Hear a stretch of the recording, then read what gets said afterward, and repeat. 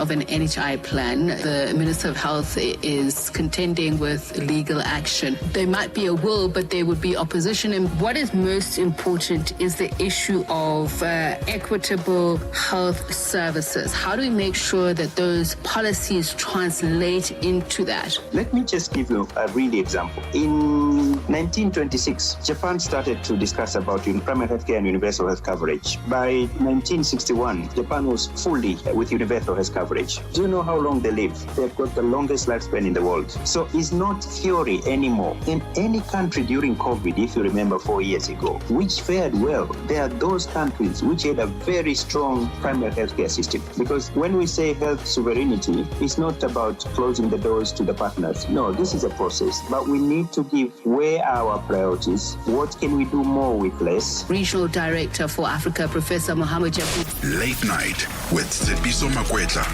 End your day inspired by Africa World Hour on Channel Africa, the African perspective. Africa.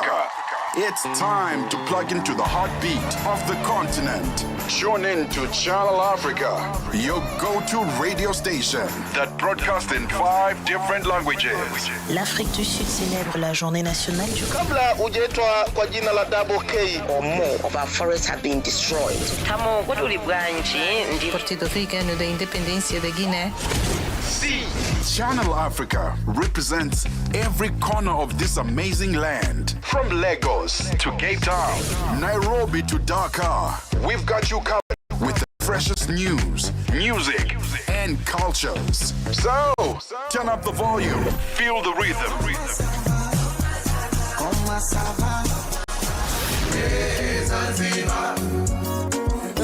And join the conversation. Channel Africa, the African perspective. SABC News,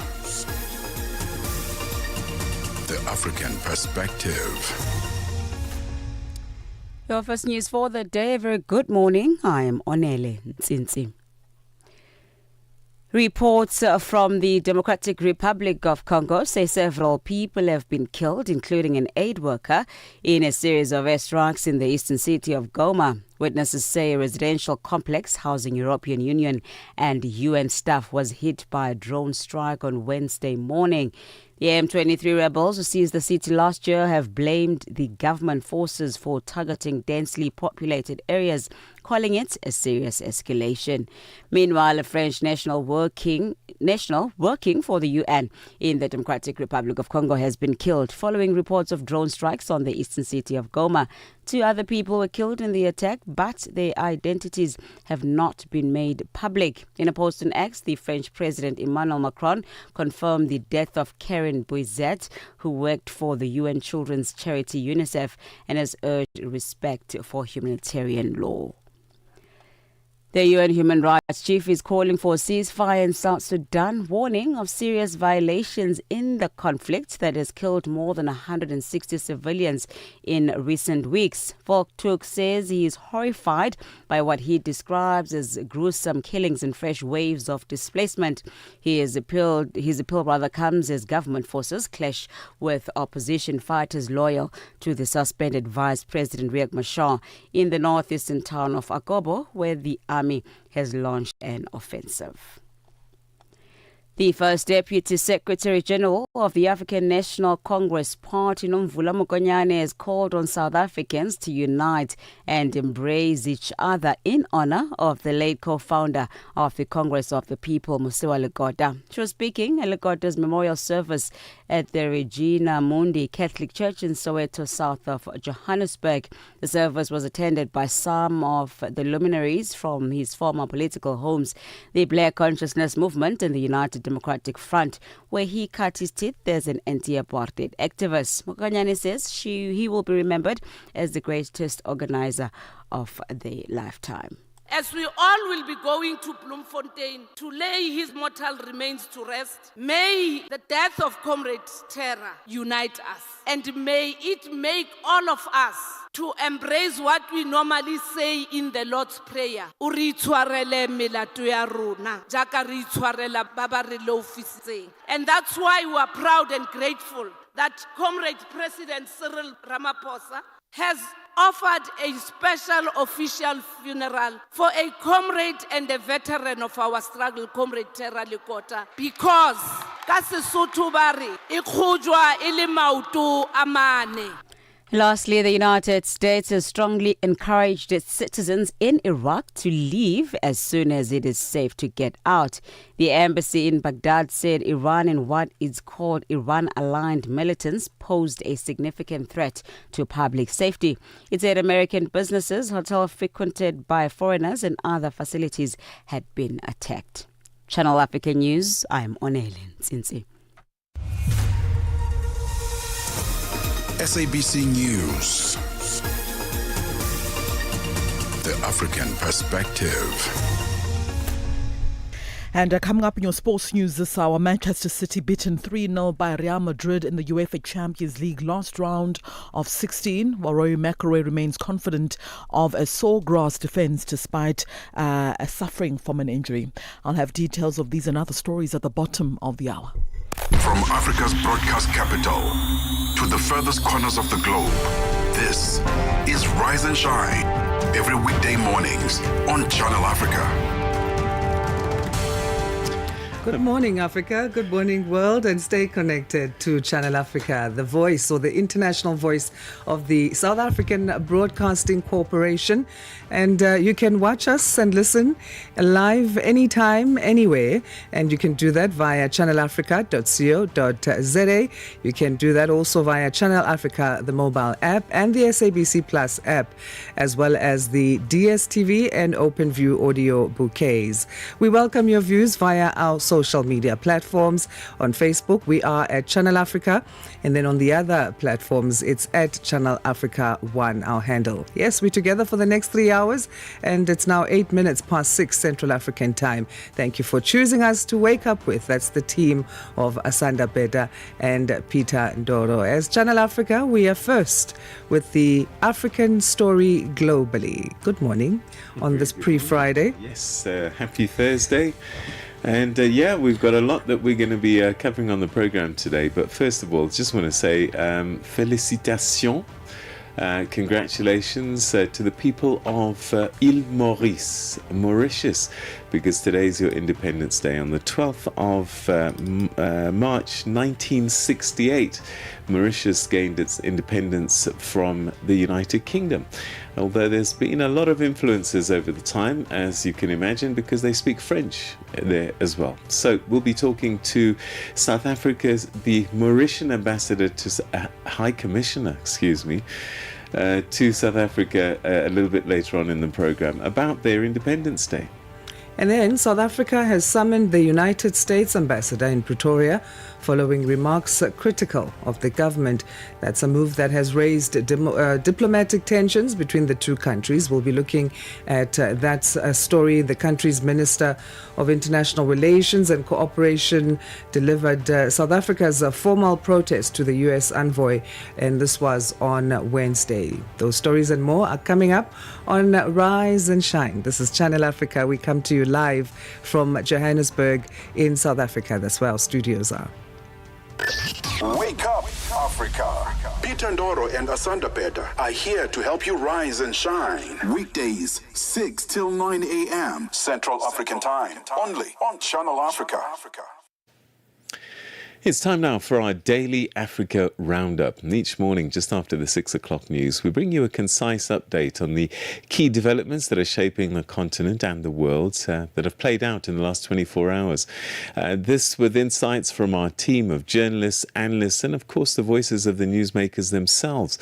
And this, we hope, places the day's biggest stories into context for you, helping you stay informed, connected, and prepared for the day ahead. Let's begin with this story that takes us to South Africa, where the country has summoned the United States ambassador in Pretoria following remarks that he made that are critical of the government, a move that has raised diplomatic tensions between the two countries. The country's Minister of International Relations and Cooperation, Ronald Lamola, delivered the South African formal request to the U.S. envoy, Leo Brent Bosel, the third on Wednesday.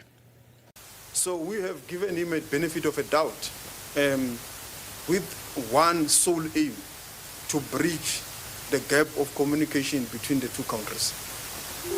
And it is also within that context that he was demarched here to engage him, that remember our meeting, our engagements, but these remarks are not in line with this commitment that you have made and we have made. It is gonna deteriorate the relationship, which we want to build the bridge. And there is no any other way of bridging relations when things are difficult other than to engage with those that don't agree with you. We will continue to monitor his comments and act appropriately and accordingly if there is no improvement.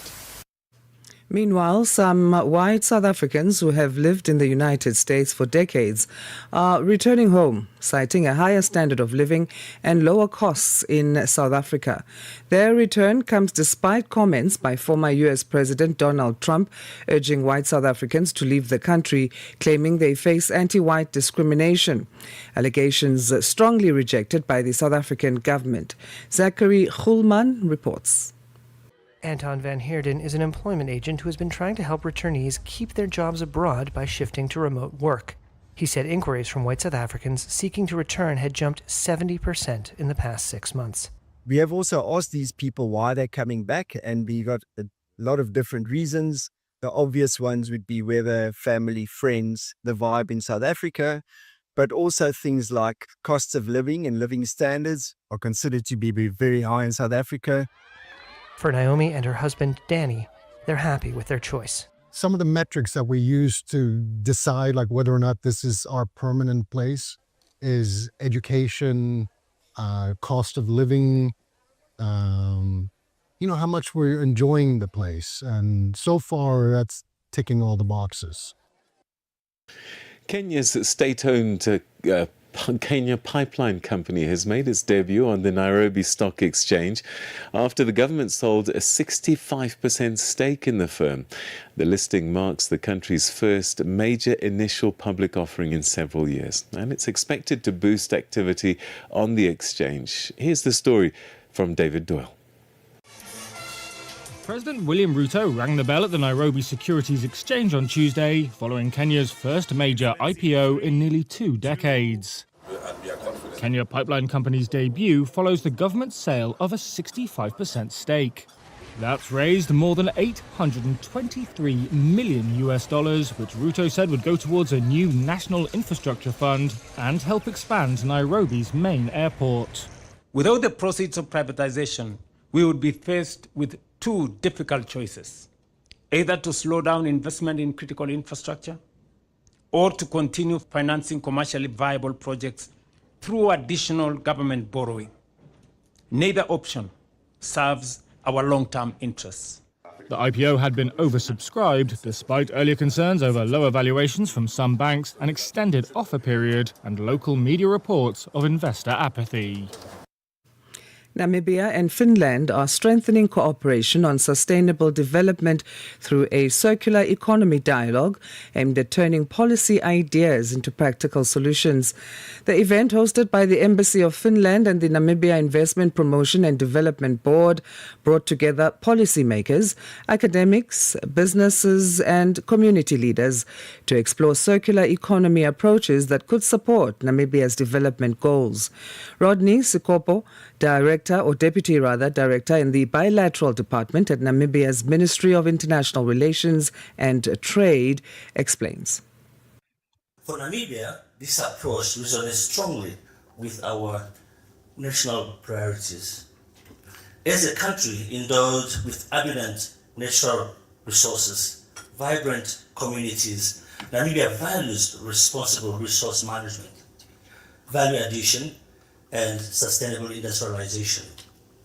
Circular economy principles offer a framework to strengthen local value chains, promote innovation within communities, and boost the competitiveness of our industries. And that's how we come to the end of today's edition of the Africa Roundup. Join us again tomorrow at the same time, just after the 6 o'clock news, for another Africa Roundup. Stay with us. We've got so much more still to come. Are you fluent in French, Chinyanja, Portuguese, and Kiswahili? Are you passionate about radio? And are you looking to work in South Africa? Do you have papers that qualify you to work in South Africa? In that case, we might have an opportunity for you to work for Channel Africa. Send us your CV and demo at newsroom@channelafrica.co.za. Remember, if you don't hear from us within 14 days, it means you have not made it or you have not been selected. Channel Africa, the African perspective. New day, new stories. Start your morning right with Rise and Shine on Channel Africa. South Africa's Human Sciences Research Council, one of the country's leading public research institutions, together with the University of Mpumalanga, is hosting the 2026 Africa Young Graduates and Scholars Conference at the university's Mbombela campus in eastern South Africa. Held under the theme Driving Sustainable Development, Innovation Through Technological Transformation, the conference marks 20 years of supporting young African researchers and promoting academic collaboration across the continent. The gathering brings together early career scholars, policymakers, and development practitioners to discuss how research, technology, and innovation can help address Africa's economic and social challenges. Channel Africa's economics reporter Innocent Samusa has more.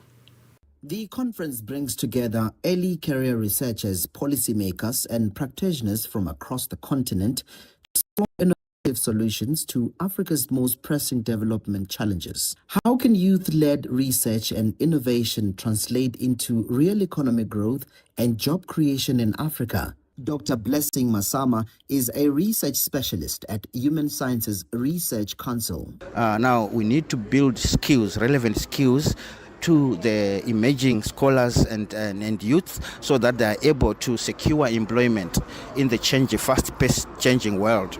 So in addition, we need to create proper funding channeled to build startups for job creation and economic growth. Job creation will increase GDP and reduce unemployment. Now, the role of technological transformation to improve productivity and competitiveness in the African economies include harnessing of emerging technologies such as the artificial intelligence and advanced computing. He says there's a need to translate evidence into policy in order to improve productivity and competitiveness in African economies. In terms of how we can improve research from young scholars for better influence government economic policy and development planning, we need to improve translation of evidence into policy and let them be part of the policy making process. For this to be achieved, we need to create platforms for the youth to be heard, and we need to improve their agency. But how can research from young African scholars better influence government economic policy and development planning? Economist Dr. Ntabiseng Moleko shares her perspective. Education is not bad. Let me tell you why. Education changes the way you think. It reprograms the way you take critique. So someone who doesn't know how to handle critique is someone who's never gotten a fail in an essay. You don't know how to handle that type of critique that someone outside. It's not you they're attacking, is that they're saying you can do better here. You need to think here. You can improve here. I think when you look at the stats as well, though unemployment in South Africa is at 12.5 million and 3 million discouraged work seekers, the lowest portion of the population that's unemployed are those that have a post-matric qualification, i.e. you either have a 3-year degree or a 3-year diploma degree equivalent. That is the lowest portion that have lowest level of unemployment. Head of Research Mentor Global Zimbabwe, Dr. Wilbert Motoko, says it's time for young people to take up spaces. We need more young people in the boardrooms. We need more young people in research committees. Mm-hmm. We need more young people in the training rooms of universities, of NGOs, of governments, of private companies. For Channel Africa News, I'm Innocent Samosa in Johannesburg, South Africa. Former colleagues and friends of the late Musiwa Terra Lekota, a veteran of South Africa's anti-apartheid struggle and founder of an opposition party, the Congress of the People, COPE, have paid tribute to him as a disciplined organizer and principled political leader. Lekota played a prominent role in South African politics for decades, serving in government after the end of apartheid and later establishing COPE as an opposition party in 2008. A memorial service in his honor was held on Wednesday at the Regina Mundi Catholic Church in Soweto, an historic church closely associated with South Africa's struggle against apartheid. The SABC's Ntebo Mogobo reports.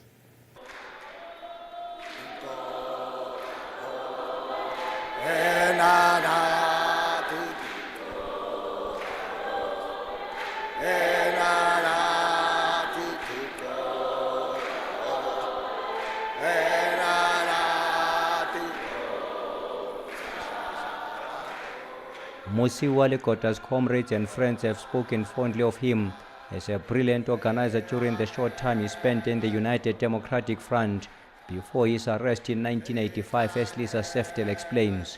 Those who knew him at that time, I'm sure you can remember his indomitable spirit, the space between his teeth as he laughed out loud, his ability to bring people together, and his confidence that every day would bring us closer to freedom. Terra's time in the UDF was short, yet his impact was profound.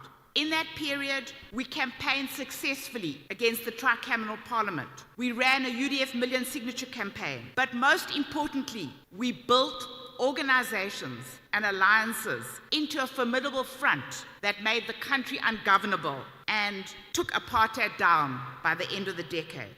His former protector, Steve Apane, described him as a father to him and to his children. 1999, 2000, 2001, 2002. Kiliwan, I was alone with the father. We seven abakaskolong, my kids. Kisamins in Tatelkota, Abaisa Skolong, from class to high school to university. What a father, what a brother. Banaba Haya Kiba, Kiba Rudisid, Kiba Rudistel driver. It's my family now. Ntatele halwala, they were calling me. I went to hospital Romutlola. Awa hospital kaya. Hahaya kaya Romutlola. What a father.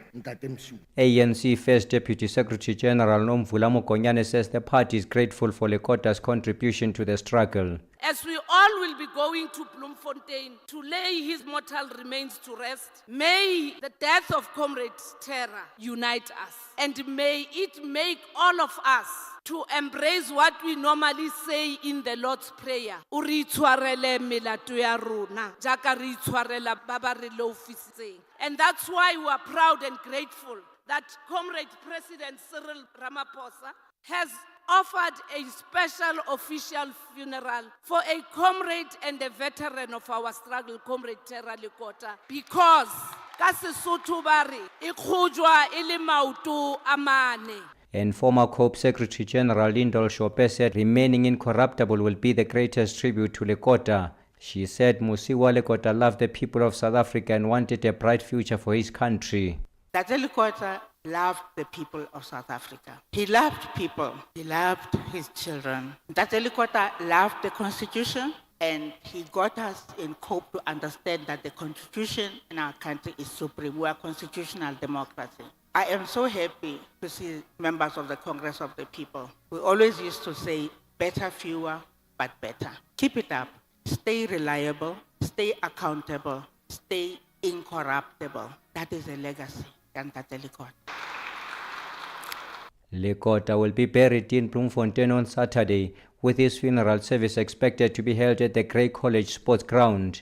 I am Tebo Mokobo, Regina Mundi in Soweto. The United Nations Human Rights Office has expressed alarm at the deepening impact of the Middle East crisis on civilians. Iran's Red Crescent Society has warned that the rainfall in the country could be highly dangerous and acidic and could cause chemical burns and serious lung damage following an attack on water desalination plants and fuel facilities over the weekend. UN Human Rights Office spokesperson Jeremy Lawrence says the UN High Commissioner is watching the crisis with serious concern. The strikes against vital civilian infrastructure in the Middle East, as well as their widening geographic spread, are further increasing risks for populations across the region and beyond. There have been extensive attacks on residential areas as well as on essential services, including health facilities, educational institutions, cultural property, and water and energy infrastructure. We are deeply worried about the health and environmental consequences people will suffer as a result of oil fires, including acid rain contamination. The foreseeable impacts of these strikes on civilians and the environment raise serious questions as to compliance with international humanitarian law. The impact of the crisis is also being felt further afield, with widening harm to people and their livelihoods worldwide. Migrant workers in the Gulf region are particularly vulnerable, with several already killed and injured and others trapped, unable to return home. Important flows of remittances to their families and countries are also at risk. The plunge in commercial shipping activity across the Strait of Hormuz is having a severe impact on access to energy, food and fertiliser for people in the region and beyond, particularly for the world's most vulnerable. Some countries are already experiencing educational, work and transport restrictions, as well as direct losses to the tourism and other sectors. This apparently tit-for-tat dynamic involving essential infrastructure with extremely significant civilian impacts will only increase risks for civilian populations more broadly, with potentially dire consequences. Under the laws of war, civilians and civilian infrastructure must be protected at all costs. All parties are bound by these rules and must be held to account if they do not. The UN Human Rights Chief says the world is watching. So, today in history. That was UN Human Rights Office spokesperson there, Jeremy Lawrence, with that previous report. So, today in history, taking you back to 1868, Basutoland became a British protectorate, facing constant military pressure and territorial encroachment from the Boers of the Orange Free State. King Moshoeshoe I successfully petitioned the British government to take his kingdom under their protection. Now, this prevented the total absorption of the Basotho people into the Boer republics and eventually led to the modern-day country that we know and see as Lesotho, which is completely surrounded by South Africa, of course. So that takes us back to 1868, when Basutoland became a British protectorate. All right, we still have quite a bit to go in this hour of the program, and we'll be telling you a little bit more about that. But first, let's catch you up with the headlines. And at the news desk this morning, we say a very good morning to you, Onele Nsinsi. It's 6:30. SABC News. Headlines. The African perspective. Thank you, Peter. Drone strikes hit Goma in the eastern DRC yesterday, killing at least 3 people, including a French aid worker, the first such attack in the city since the AFC M23 rebels seized it last year. Severe floods have killed at least 30 people in southern Ethiopia's Gamo zone. Forecasters say storms are becoming more intense in the region. And the United Nations Security Council has passed a resolution condemning attacks by Iran on the Arab Gulf states and Jordan. Channel Africa News, I'm Onele Nsinsi. SABC News. Headlines. The African perspective. Let's check in now with what's happening in the world of sports. We say good morning to Musibudi Makura for that update. Sports on Channel Africa. The African perspective. Thank you so much, Asanda. Very good morning indeed from the sports desk. Kai Havertz struck a late penalty to earn Arsenal a 1-0 draw with Bayern Leverkusen in the Champions League at last 16 first leg last night. The German forward facing his former club converted in the 89th minute after Noni Madueke was fouled in the box. Arsenal had fallen behind for the very first time in the competition this season when Robert Andrich had headed a Gordon and Alex Grimaldo's corner just after the half-time break. So the tie remains finally poised ahead of the return leg in London next weekend. Meanwhile, Federico Valverde produced a sensational first half, a hat-trick as Real Madrid swept aside Manchester City by 3-0 in the Champions League last 16 first leg. The Uruguayan midfielder struck 3 times in 22 minutes, including a brilliant solo effort to leave the holders with a mountain to climb.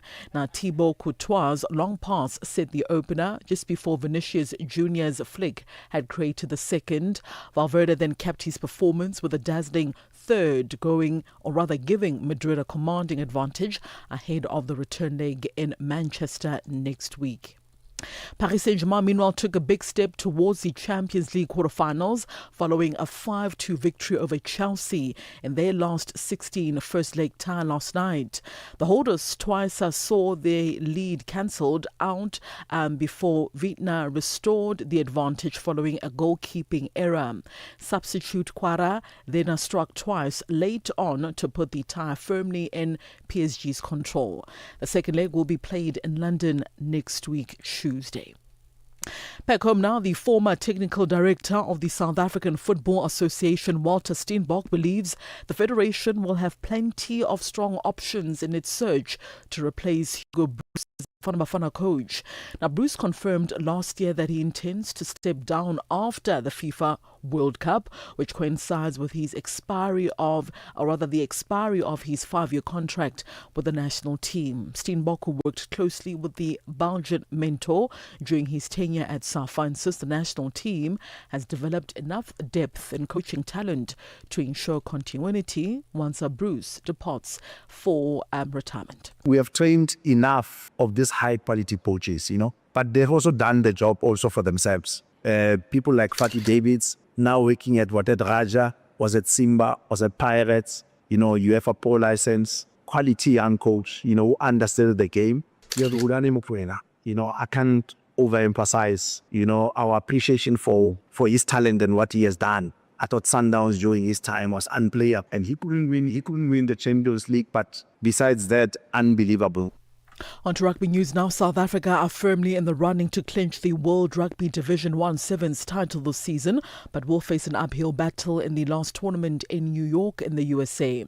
So South Africa as well as Fiji have the same number of points heading into the deciding leg, and the Blitzboks have a stiff competition in their group in the Big Apple. The Blitzboks' victory in Vancouver, Canada drew them level with Fiji in the overall standings. Both teams have now 86 points, with the rest out of contention. South Africa face Australia, Fiji, as well as New Zealand in the group stages in New York. And the Blitzboks player Tristan Lids says they must copy and pace their Canada performance in New York. It's one thing we've been chatting about this season is to start the tournament off well from game one and take that momentum straight to the playoffs and into the final. And other tournaments didn't go as planned. We always had maybe a lapse of concentration or anything like that. But this tournament was clinical from game one. He also says the return of experienced players will help them in the Big Apple. The experienced guys coming back, especially in my position, puts a bit of pressure on me as well to even step up my game. And I think midway through the tournament, one of them came to me and said, you can still step it up. They know what I'm about. And just took some weight off my shoulders and it allowed me to flourish in the rest of the tournament. That concludes your sports news this hour. For any sports stories you'd like to share with us, do send us an email. That's to newsroom@channelafrica.co.za or call us. The newsroom line is +27 11714 4459.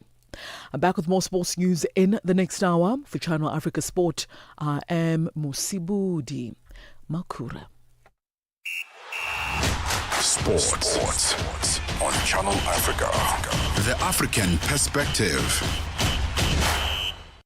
Still to come, the business news. But did you know that ancient Egyptians developed one of the world's earliest organized calendars? Yeah, and this was based on the annual flooding of the Nile River. And incredibly, the calendar was divided into a year made up of 365 days. Yeah, they figured it out as far back as then.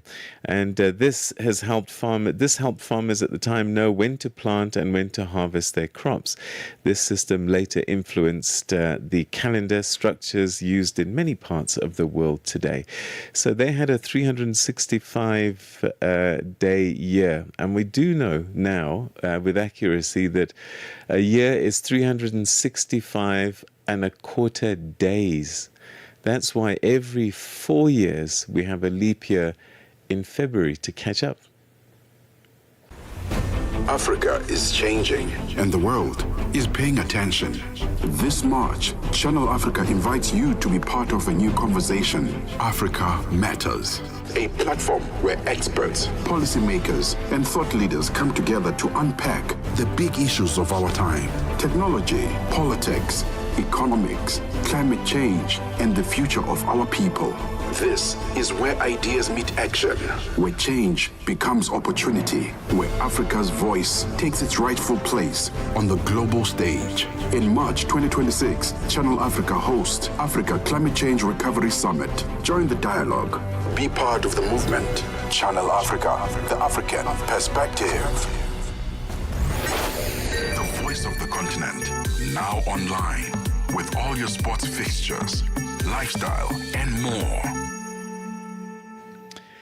Okay, let's catch you up with what's been happening in the world of business, commerce, economics, and at the Business News Desk this morning. We say good morning to you, Chanduko Ligege.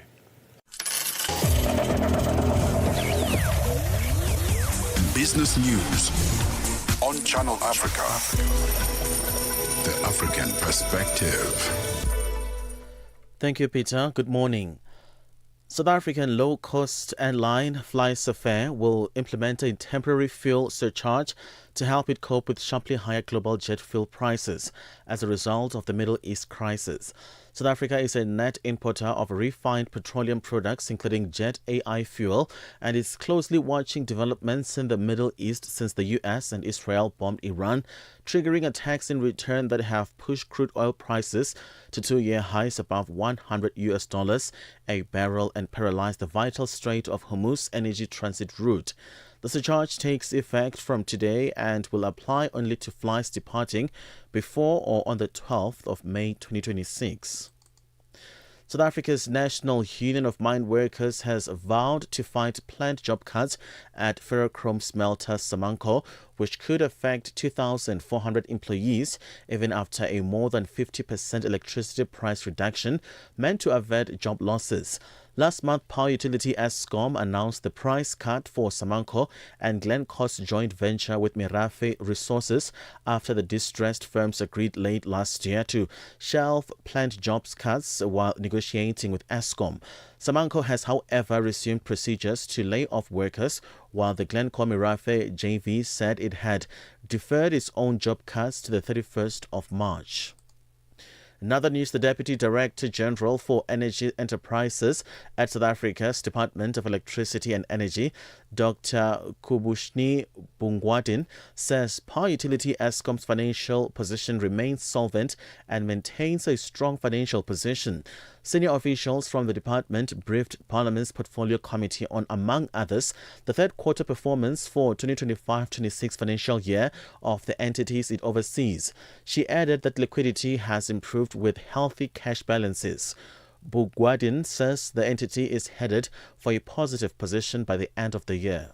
The latest projections is that the utility will remain profitable at the end of the year, By Q3, the net profit was 27.58 billion.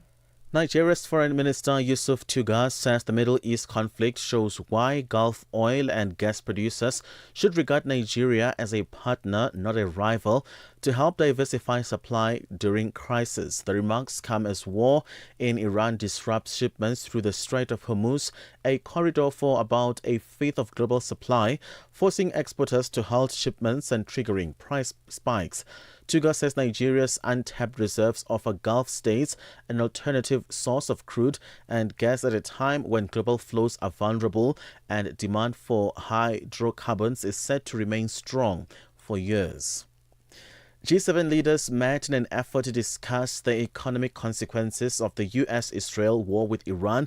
This after 3 commercial ships were hit by projectiles in the Gulf as Iran seeks to impose an economic cost for US and Israeli attacks. 2 were off the coast of the UAE and the third was in the Strait of Hormuz.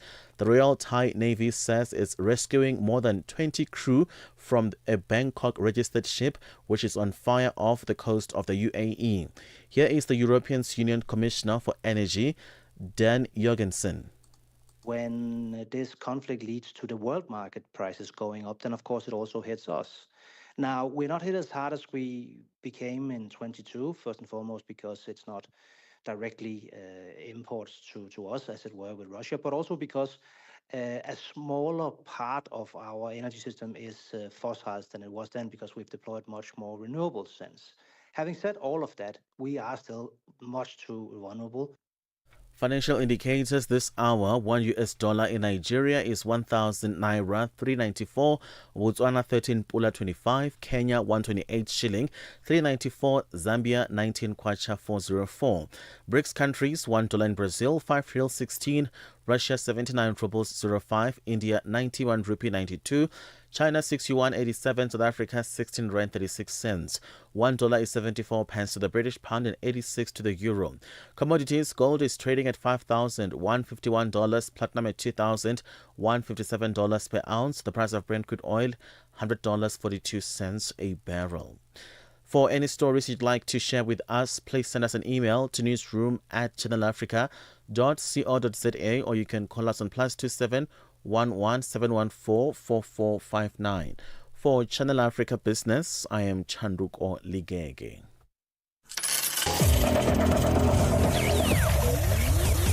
Business news on Channel Africa. The African perspective. New day, new stories. Start your morning right with Rise and Shine on Channel Africa. The United Nations has warned of a humanitarian catastrophe as crises across the Middle East and other regions continue to escalate. The UN's Emergency Relief Chief, Tom Fletcher, says conflict is costing the world $1 billion a day, even as billions are still needed to save millions of lives. Our reporter Lebuhang Mabange has more. In Geneva, UN Under-Secretary General for the Coordination of Humanitarian Affairs, Tom Fletcher, has painted a stark picture of the scale of global humanitarian needs as the world grapples with conflict, displacement, and soaring costs. We're living through a moment right now of grave peril. Across the Middle East, we're seeing these crises escalate rapidly and increasingly collide in dangerous ways. We're seeing violence reverberate across borders. Displacement, economic shocks, soaring humanitarian needs. And we're seeing the consequences spread faster than we can respond. On the Straits of Hormuz, I'm really worried about food costs, energy costs, as you say, fertilizer costs. I'm worried that actually further escalation will damage other supply routes. All of this has a direct impact on our humanitarian supplies, including going to areas of key need in sub-Saharan Africa. Fletcher warned that the ongoing conflict is draining resources at an alarming rate, with drones and other deadly weapons taking priority over humanitarian assistance. I'm really worried about drones in particular. I think the world has decided that it's far more interested in spending enormous amounts of money developing these increasingly deadly weapons than it is on saving lives. We still need over $14 billion now to deliver this plan. And this is at a time when conflict in the Middle East is costing $1 billion a day. Listen to that number and feel the shame that I feel that we're spending $1 billion a day on this war. Even just $1 billion would allow us to save millions of lives. He stressed the urgency of closing the funding gap, highlighting that without immediate action, millions of lives are at risk. The choice is there. Are we going to close this gap? Without additional support, millions of people will die. So we need those who've made those pledges to deliver that disbursement quickly. We need those who have more funds available to get those funds moving fast towards this plan.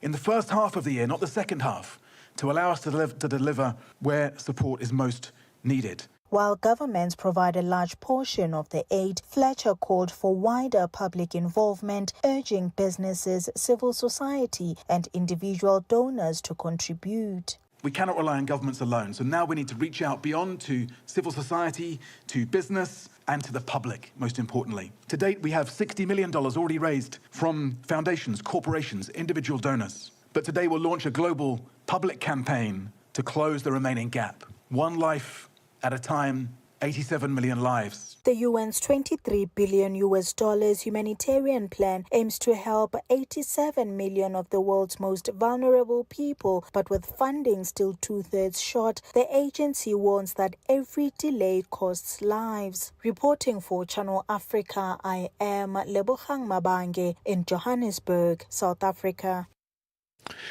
Stay with us. Coming up, South Africa and the United States, tensions continue to increase.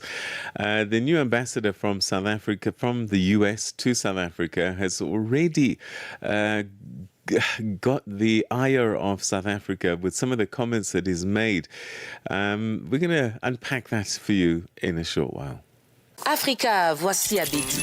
Oui, c'est moi. Abedi est un passionné de musique dans l'âme. Il a un goût pour toutes sortes de musique et passe ses journées à écouter Channel Africa. J'aime beaucoup la musique africaine. Ok. Devinez quoi? Channel Africa veut aider Abedi et les mélomanes du monde entier à découvrir encore plus de musique incroyable. C'est pourquoi Channel Africa appelle les artistes africains à soumettre leur musique. Chers artistes, n'oubliez pas de nous fournir toutes vos informations pertinentes à l'email adresse musique@channelafrica.co.za. Les soumissions sont votre entendu, mais elles ne garantissent pas une playlist. Toutes les soumissions seront soigneusement examinées pour voir si elles répondent aux exigences de notre station. Channel Africa, la perspective africaine. New day, new stories. Start your morning right with Rise and Shine on Channel Africa. South Africa's Minister of International Relations and Cooperation, sometimes known as the Foreign Affairs Minister in other countries, Ronald Lamola has called on the United Nations Security Council to prioritize lives over geopolitical preferences. Now, this comes as tension in the Middle East between Iran, Israel, and the United States escalates. Lamola condemned all parties involved in the war, saying that they're violating the UN Charter. As South Africa prepares to host the Southern African Development Community SADC Council of Ministers in Pretoria for the next 2 days. Here's Tutong Gumbeni. South Africa will for the next 2 days host the Southern African Development Community SADC Council of Ministers in Pretoria as the co-interim chair of the Council of Ministers of SADC, which is aimed at implementing the theme of the 45th SADC Summit as adopted last August in Madagascar under the theme Advancing Industrialization, Agricultural Transformation and Energy Transition for a Resilient SADC. Last November, South Africa was elected as the interim chair of SADC until August, along with Zimbabwe, due to the unconstitutional changes of power in Madagascar. South Africa's Minister of International Relations, Ronald Lamola, says SADC plays a vital role in regional integration. Because of the unique nature of the interim chairing now of SADC, which we had to take over, we have agreed to share this responsibility with Zimbabwe. So some meetings will be held in South Africa, some will be held in Zimbabwe. It is important that SADC continues to function as an institution that must preserve protocols of SADC and build on regional integration. With regards to the current war between Iran, Israel, and the United States, Lamola has called on the United Nations Security Council to prioritize lives over geopolitical preferences. South Africa reiterates its condemnation for the violation of Article 2.4 of the UN Charter by the United States and Israel, and the subsequent action of Iranian government, which through their response also violated the provisions of Article 51 and breached the sovereignty and territorial integrity of the GCC states, in particular where there was no evidence that the first strike by the US and Israel came from the GCC countries. The United Nations Security Council, now more than ever, is called upon to prioritize humanity over geopolitical preferences. This is an existential moment for multilateralism, which must reverberate in all conflict areas. Lamola says South Africa is committed to facilitating South Sudan's road to democracy after its elections set to take place at the end of this year. We have also demonstrated our commitment to the African Union when we chaired the Committee of Five Summit on South Sudan on the margins of the African Union Summit in Addis Ababa in Ethiopia. We are looking forward to support the work of South Sudan to exit from the revitalized peace agreement. And the only way to exit this agreement is by South Sudan holding its first democratic elections. We understand the fragility of the agreement and the challenges that they are having in the compliance with the agreement. But South Africa remains prepared with its counterpart in the Committee of Five to hold all the parties together to account and to hold them by hand towards their first democratic elections. Lamola reiterated that the South African government will never abandon broad-based economic empowerment program in the country and denied that it's reverse racism as per the utterances of U.S. Ambassador Leo Brent Bozell. We reiterate that broad-based black economic empowerment is not reverse racism, as regrettably insinuated by the ambassador. It is a fundamental instrument designed to address the structural imbalances of South Africa's unique history. It is a constitutional imperative that the South African government can and will never abandon. Approximately 500 U.S. companies currently operate in South Africa, employing over 250,000 people. These firms operate in full compliance with our domestic laws, including assisting us to address historical injustice through legislated BEE. Director General at DERCO, Zain Dango, says Bozell has apologized for his utterances. We had a discussion today, which was in fact our second discussion since he came to the shores of South Africa. Regarding the comments that were reported on yesterday, Mr. Bozell expressed his regrets that these comments detracted from any impression that he wanted to work with us constructively. In our very first meeting, he stated very clearly that he wanted to work very constructively with the government of South Africa. So in terms of what happened yesterday, he apologized and expressed regret, and that includes the comment that appeared to be undermining the judiciary. You'll find that there's a very public apology by the mission of the US on social media to that effect. Meanwhile, Deputy Director General of Public Diplomacy at DERCO, Clayson Munyela, says South Africa has been facilitating the evacuation of South African citizens from across the Gulf states.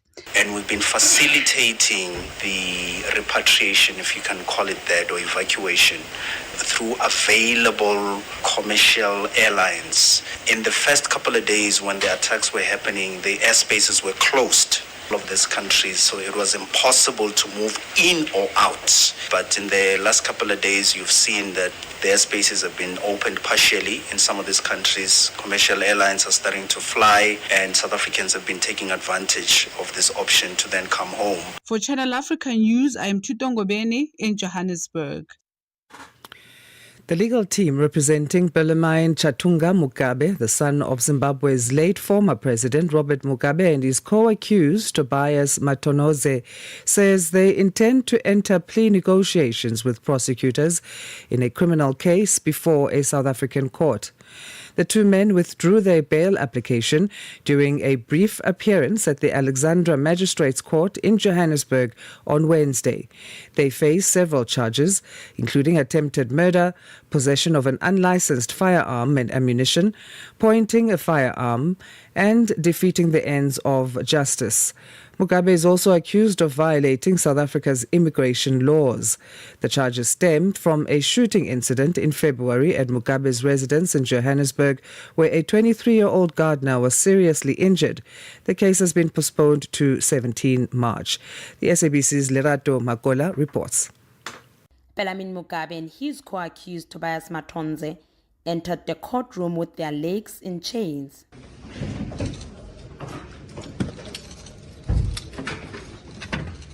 The pair appeared briefly at the Alexandra Magistrates Court.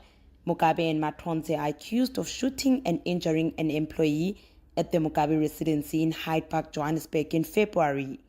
According to the state, they are in the country illegally. Their legal representatives, Nhlanhla Mnguni. It was brought to our attention by the prosecution that the status of our clients was, of course, that they were in the country illegally. We, of course, don't want to waste the court's time. We all understand the processes with regards to applying for bail and the fact that one of the averments you need to make is that you're not a flight risk. So at this point, we want to deal with the matter and its merits. I think everyone that was present at court saw that we postponed the matter for possible plea negotiations with the state and to try and deal with this matter with the seriousness that it deserves. Mnguni says the accused could enter guilty pleas to some of the charges. It is a possibility. You must remember that there are multiple charges. And of course, we need to take instructions on each and every one. And of course, consider whether they intend doing that, failing which, of course, the matter can then proceed to trial. That's also a possibility. So it's still really early. But of course, in every matter, people do approach the state to see if a potential plea bargain or something to that extent can be arrived at. I think it is part of the Criminal Procedure Act, so it's been done before, so yeah. The case has been transferred to the Regional Court for plea negotiations and is set for next week, Tuesday. Lerato Makola, SABC News in Johannesburg. Africa, voici Abedi. Oui, c'est moi. Abedi est un passionné de musique dans l'âme. Il a un goût pour toutes sortes de musique et passe ses journées à écouter Channel Africa. J'aime beaucoup la musique africaine. Ok. Devinez quoi? Channel Africa veut aider Abedi et les mélomanes du monde entier à découvrir encore plus de musique incroyable. C'est pourquoi Channel Africa appelle les artistes africains à soumettre leur musique. Chers artistes, n'oubliez pas de nous fournir toutes vos informations pertinentes à l'email adresse musique@channelafrica.co.za. Les soumissions sont votre chance d'être entendues, mais elles ne garantissent pas une playlist. Toutes les soumissions seront soigneusement examinées pour voir si elles répondent aux exigences de notre station. Channel Africa, la perspective africaine. New day, new stories. Start your morning right with Rise and Shine on Channel Africa. Okay, so 1968. If we take you back to Île Maurice, in fact, if you're watching the time, if you're waking up in Port Louis today, it's almost 9 o'clock. That's how far ahead they are in the Indian Ocean. So, 1968, Mauritius officially gained independence from British colonial rule after 158 years. Sir Siawas Go Ramgoolam became the nation's first prime minister, and that transition was the result of a long political struggle and a decisive 1967 election. Well, today, March the 12th, is celebrated as the National Day of Mauritius, and it is interesting that it was a British colonial protectorate, outpost, whatever you want to call it, for so long. However, the predominant language spoken on the island now, I think, is French. So you can see that there were many influences over time in the country's history. Coming up in the next hour, I'm going to be talking to Mauritius's High Commissioner to South Africa on the occasion of their independence, and she'll be giving us an update in terms of where the country is now. It's time now to enter the second hour of Rise and Shine, and thank you for joining us. If you have just done that, if you stayed with us, thanks for doing that as well. A very good morning to you. I'm Asanda Beda with Peter Ndoro. Onel Nsinzi is first with the news, then we'll let you know what's coming up in this hour. It's 7 o'clock Central African time. SABC News. The African perspective. Thank you, Asanda.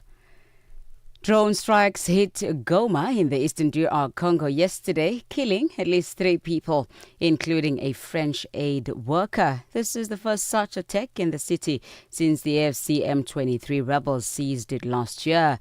The UN peacekeeping mission in Congo confirmed that the strikes killed a UN staff member and 2 other civilians and warned that attacks against UN personnel may amount to war crimes. French President Emmanuel Macron and the European Commissioner for Equality, Preparedness and Crisis Management, Hadja Habib, condemned the attack in posts on X, calling for respect for international humanitarian law and saying aid workers must never be targeted. Several floods have killed at least 30 people in southern Ethiopia's Gamo zone. Forecasters say storms are becoming more intense in the region, partly due to global warming. BBC's Electra Naismith. The authorities said most of those killed lived in Gamo's highland areas, where days of heavy rains caused landslides and flash floods. There's been widespread damage to homes, roads, bridges and farmland. The authorities say further floods and landslides are possible. They've warned the public to stay vigilant.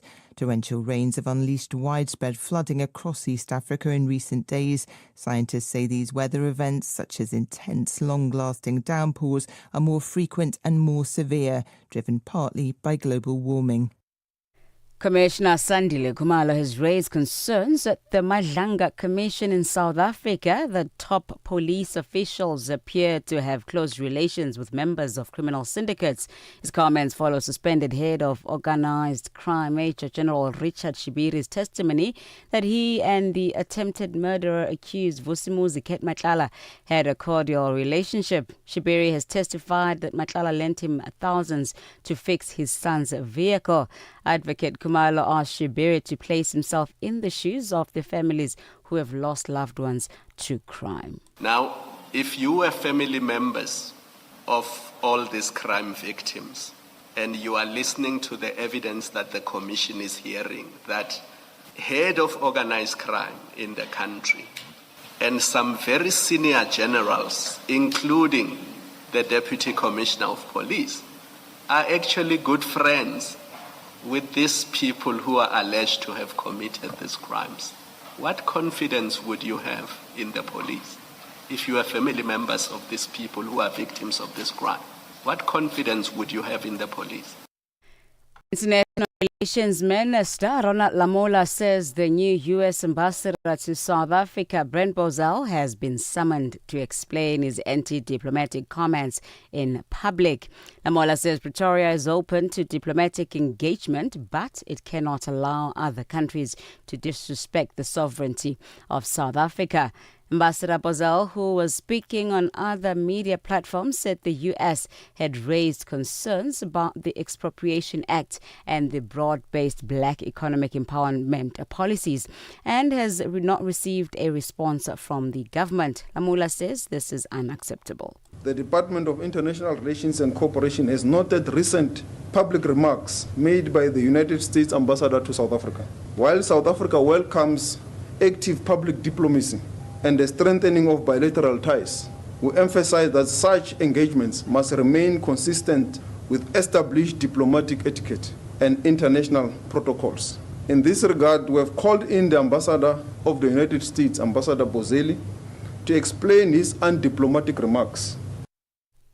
And lastly, the United Nations Security Council has passed a resolution condemning attacks by Iran on the Arab Gulf states and Jordan. A text put forward by the Gulf countries makes no mention of airstrikes by the U.S. and Israel. China and Russia abstained. The Iranian ambassador to the UN, Amir Saeed Iravani, gave his reaction. This resolution is a manifest injustice against my country, the main victim of a clear act of aggression. It distorts the realities on the ground and deliberately ignores the root causes of the current crisis.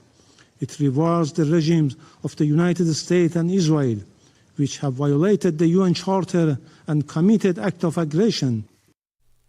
For any news or stories you'd like to share with us, please send us an email to newsroom at channelafrica.co.za or call us at +27 714 4459. Channel Africa News, I'm Oneli Ntsintsi. SABC News. The African Perspective. And coming up in your sports news this hour, RB Leipzig excited to expand African footprint ahead of South African tour, while Rory McIlroy hopeful of sawgrass defence after an injury. I'll tell you more at 7:30. From Africa's broadcast capital to the furthest corners of the globe, this is Rise and Shine, every weekday mornings on Channel Africa. Yes, indeed. A very good morning to you and welcome to Channel Africa's Rise and Shine. So stay connected to Africa and the world with Channel Africa, the international voice of the South African Broadcasting Corporation. Watch or listen anytime, anywhere on channelafrica.co.za, on the Channel Africa mobile app as well. You can find us on SABC Plus via DSTV and also the OpenView audio bouquets. You can also catch us on your social media platforms. If you're on Facebook, look for us at Channel Africa and Channel Africa 1 and all the other platforms.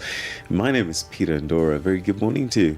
I'm Asanda, Beda, and thank you for staying with us. And a story that I'll be touching on in this hour is Oxfam, that aid agency.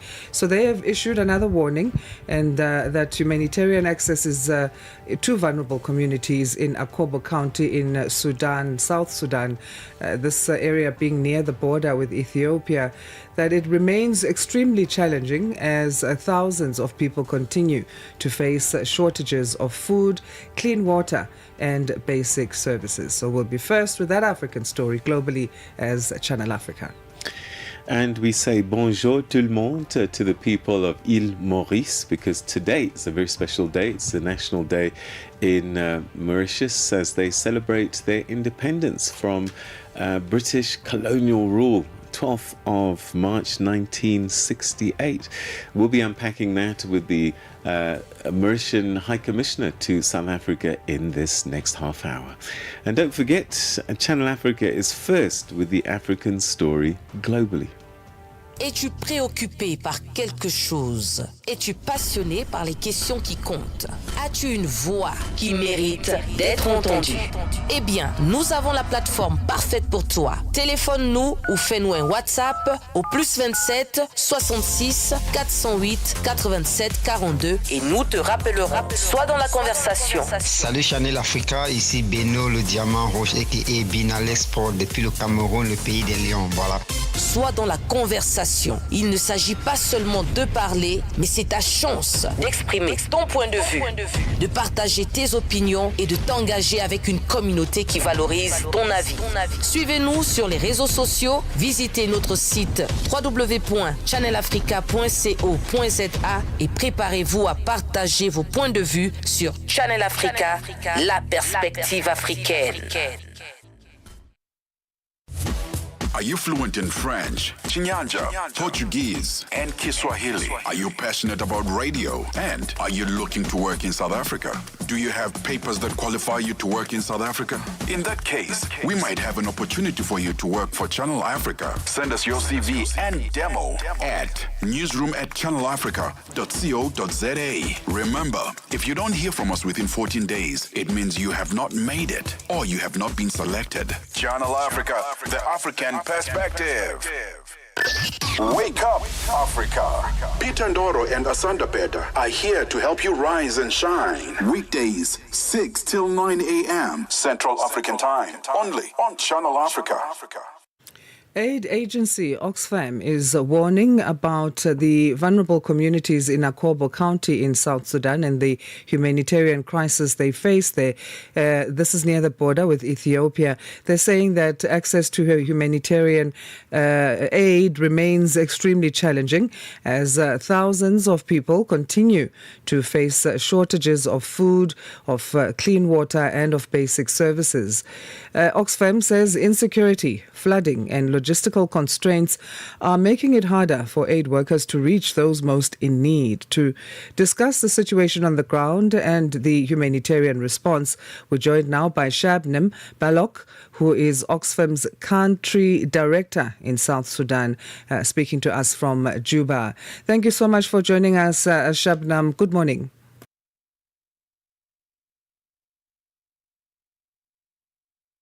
Shabnam, can you hear us? Are you there? If you can hear us, Shabnam, please just check that your camera is not muted and your sound there. Good morning to you. Yes. Good morning. Thank you so much for having me.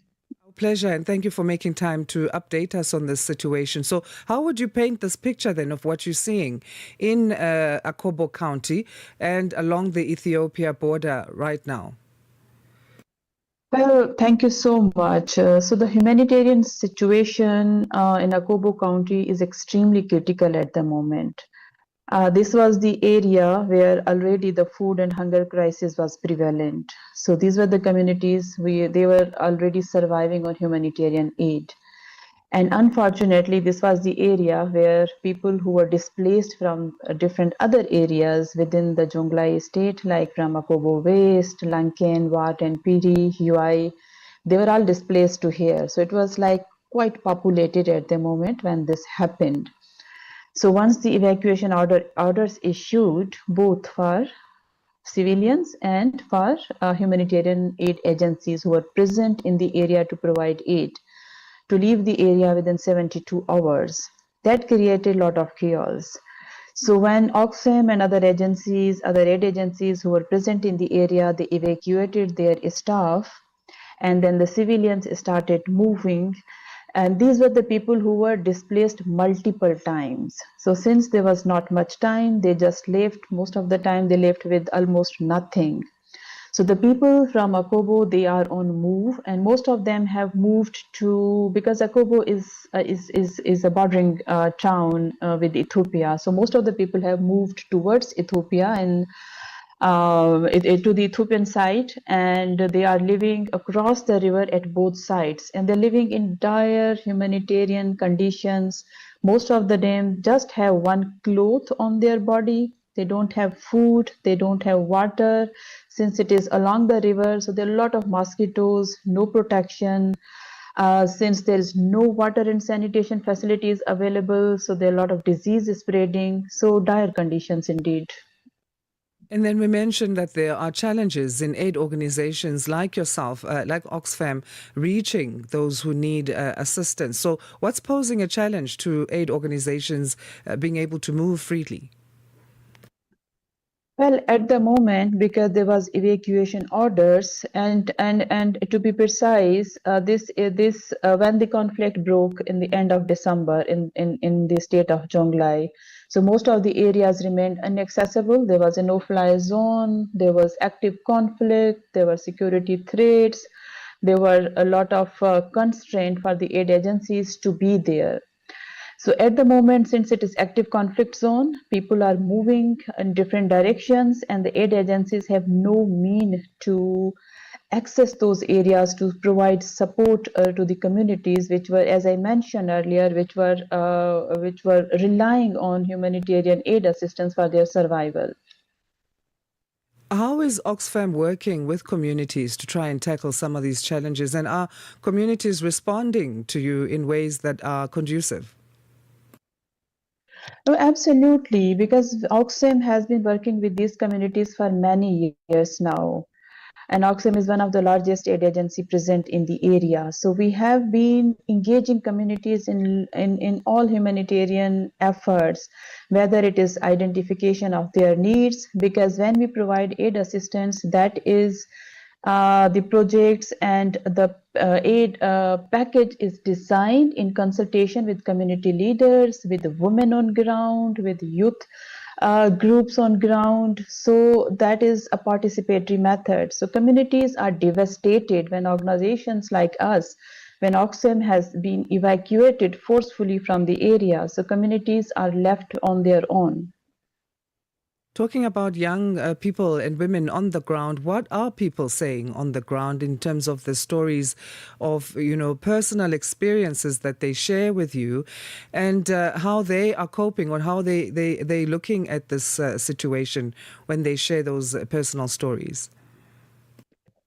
Indeed, they are horrifying stories because multiple displacements, long journeys on foot, it has exposed them to serious protection risks, which include sexual and gender-based violence. Women were sharing terrible stories when they were walking on foot for days. They reported many sexual and gender-based violence cases.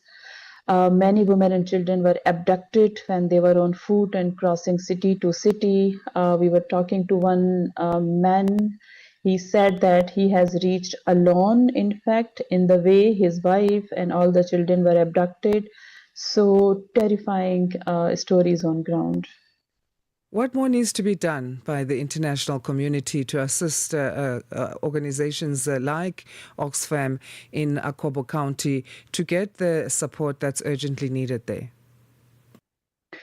The international community must take urgent action. This is really urgent because it is a life-saving action.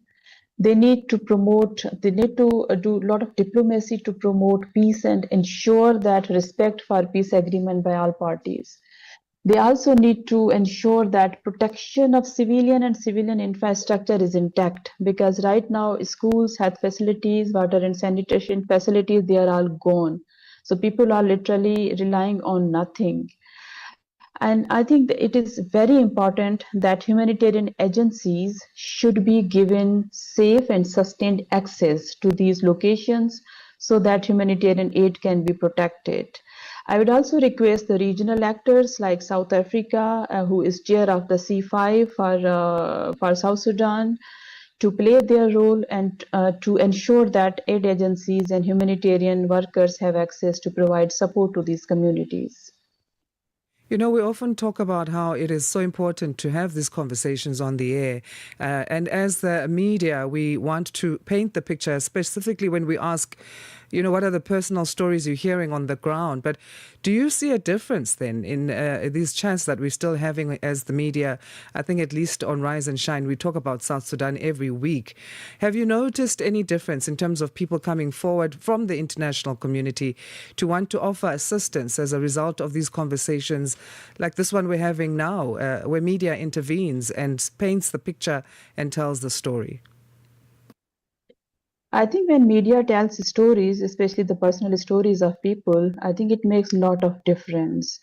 It is not only raising awareness what is happening on ground and what is the human cost of this conflict, especially on women and children, that makes a lot of difference.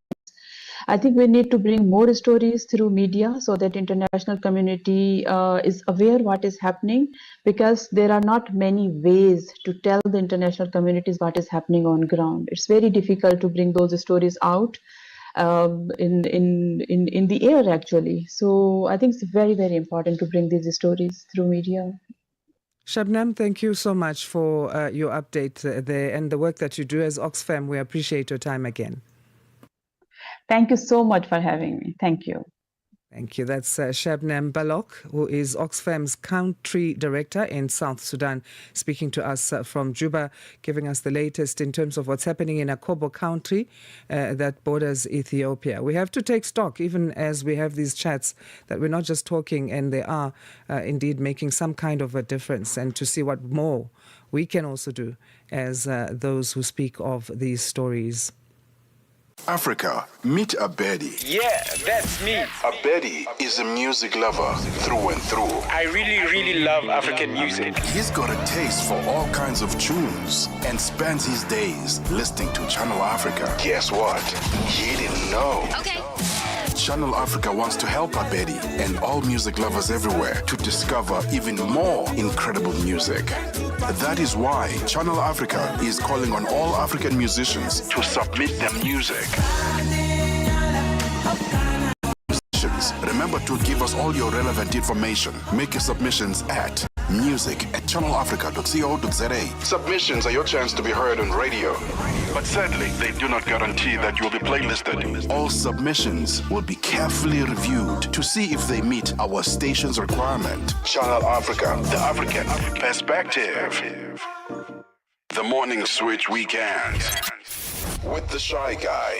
I Show Speed, often called Speed, who is a popular American YouTuber and live streamer known for his high energy personality, loud reactions, and unpredictable humor. He visited Ethiopia, and he was shocked what he found out actually when he got to Ethiopia. He got to find out that, they don't use the Gregorian calendar. That is, we are in 2026 right now. And he got to find out they are in 2018. 2018? Nah, you trolling me. It's 2026. No. It ain't 2026? Wait, hold on. Wait, we in the past? Ronaldo is still in Real Madrid. Everything is in the past here. Oh man, how shocked the Speed was. He went back in time. Saturday and Sunday mornings belong to the Morning Switch. 3 to 6 a.m. Central African Time. Africa. It's time to plug into the heartbeat of the continent. Tune in to Channel Africa, your go-to radio station that broadcasts in 5 different languages. L'Afrique du Sud célèbre la journée nationale du Kabla hujaitwa kwa jina la Double K, or more of our forests have been destroyed. Partido Africano da Independência da Guiné.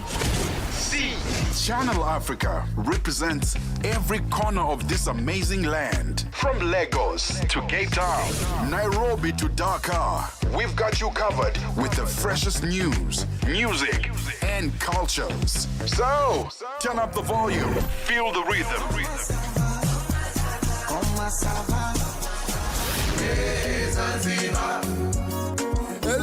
Enjoy the conversation. Channel Africa, the African perspective.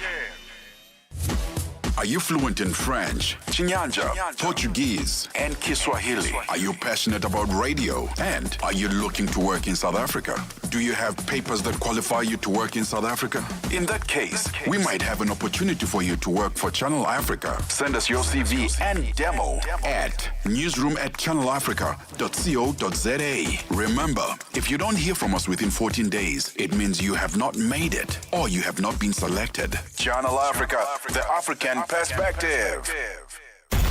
From Cape to Cairo, Dakar to Dar es Salaam, rise and shine with Peter Ndoro and Asanda Beda on Channel Africa. So, coming up in a few minutes' time, we're going to be talking to Mauritius's High Commissioner to South Africa, because today, on the 12th of March 1968, Mauritius gains its independence from England. Now, you may be asking yourself this question, because I've often wondered about it actually. If Mauritius got its independence from the United Kingdom, how come so much French is spoken there? Well, Mauritius has a fascinating history that spans hundreds of years. And in fact, it got its name, Mauritius, from the Dutch. The Dutch were the first there, and it was named after Prince Mauritius of Nassau at the time. So that's how they got their name. But then there was a period of French rule for about 100 years. And after the Napoleonic Wars, the British took over. And strangely, instead of becoming totally English, the British allowed French to continue to be spoken and become and remain the language of government and everyday life. So over time, English, French, and of course Creole, which is very much influenced by the Africans that landed on that part of the world, are the main languages that are spoken in Mauritius. And we're hoping to talk to the ambassador, the High Commissioner, in a short while. But let's take this first. Are you fluent in French, Chinyanja, Portuguese, and Kiswahili? Are you passionate about radio? And are you looking to work in South Africa? Do you have papers that qualify you to work in South Africa? In that case, we might have an opportunity for you to work for Channel Africa. Send us your CV and demo at newsroom@channelafrica.co.za. Remember, if you don't hear from us within 14 days, it means you have not made it or you have not been selected. Channel Africa, the African perspective. From Cape to Cairo, Dakar to Dar es Salaam, rise and shine with Peter Ndoro and Asanda Beda on Channel Africa. So today marks Independence Day in Mauritius, commemorating the moment the island nation gained its independence from the United Kingdom on the 12th of March 1968. Now, before becoming an official republic in 1992. Over the decades, Mauritius has built a reputation as one of Africa's most stable democracies and one of the continent's strongest performing economies, known for its financial services sector, tourism industry, and strategic role linking Africa and Asia. So to discuss the significance of today and Mauritius's outlook for the future, we're now joined by Her Excellency Mrs. Maria Francesca Mireille Martin, who's the High Commissioner of the Republic of Mauritius to South Africa. A very good morning to you, High Commissioner. Good morning, and I'm very glad you pronounced my French name very well. Je sais. So congratulations on this significant day. How are Mauritians celebrating today, and what does this day mean to them? Well, actually, today is a very special day, as you know. It's our national day, and we are all celebrating it as one people in our island. You know, for us, it's a day of remembrance, a day of real pride, a day that we spend in unity and also of hope, because remembrance, because, you know, our ancestors have fought for the freedom and independence that we have today. And despite all odds, what we've achieved is tremendous, I believe. We still have a lot to achieve, and that's where the hope comes in. And for the unity that we've maintained throughout the years and continue to maintain. You've been able to achieve quite a lot for a small country, small island country that you are. What do you think has contributed to these achievements? Why have you been able to be so successful over the decades? Well, there's no magic formula, of course, but I think one of the main factors has been our people's resilience and grit, our will to live in harmony, because we've always understood that we all came from different continents and we had to shape this country. We also have a very defined political and economic strategy and a very stable economy and political transition, which ensures that the economy and the country stay stable. So I think those are maybe the main factors, aside from our genuine will and our energy to try and live together in harmony always. Talking about living in harmony, I've been to Mauritius a few times, and I've always been struck by the diversity of culture there. Listening to the Creole, the French, the Indian influence as well. I guess this brings a richness to the country, but being 2,000 kilometers away from the mainland Africa, how have you been able to maintain an African identity and be part of the continent? Well, actually, we've been able to maintain that through so many little things. Through our cuisine, for example, we cook a curry, but a curry which is a mix of Indian and African.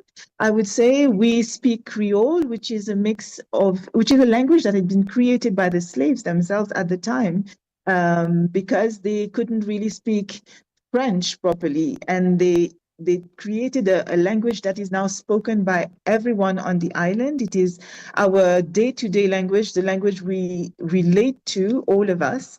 And also through our culture, through, you know, the songs that we sing, and we transmit it from from grandfather, grandmother to the children, and it's something. We have a national dance that is called Sega. I know perhaps since you've been in Mauritius, you must have danced the Sega.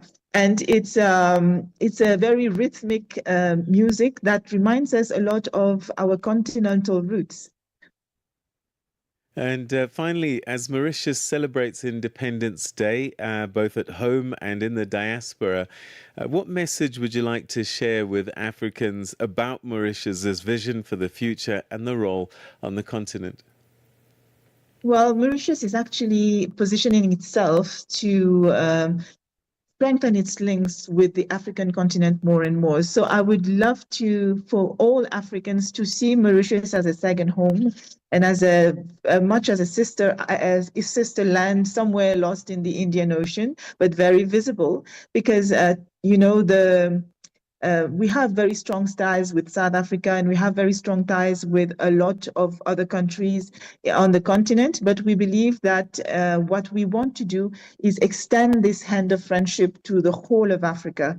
I don't know if you know, but Mauritius is one of the countries which has offered 50 bursaries at higher level, like at university level education, to be able to come and study in our universities in Mauritius. We're positioning ourselves as an educational hub, and we're opening new sectors as well. So if there are traders who wants to come, there are so many ties that we can develop aside from our traditional ties of tourism and agriculture. We are also positioning ourselves for so many other economical sectors, such as the blue economy, the fintech, AI, etc., etc.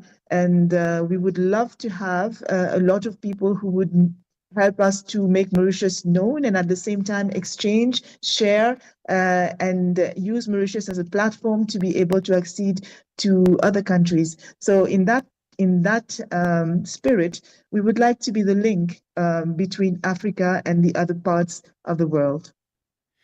Your Excellency, we're going to have to leave it there, but congratulations once again on your National Day, Independence Day. And I hope that we can chat again soon, because this conversation was far too short. So much to talk about.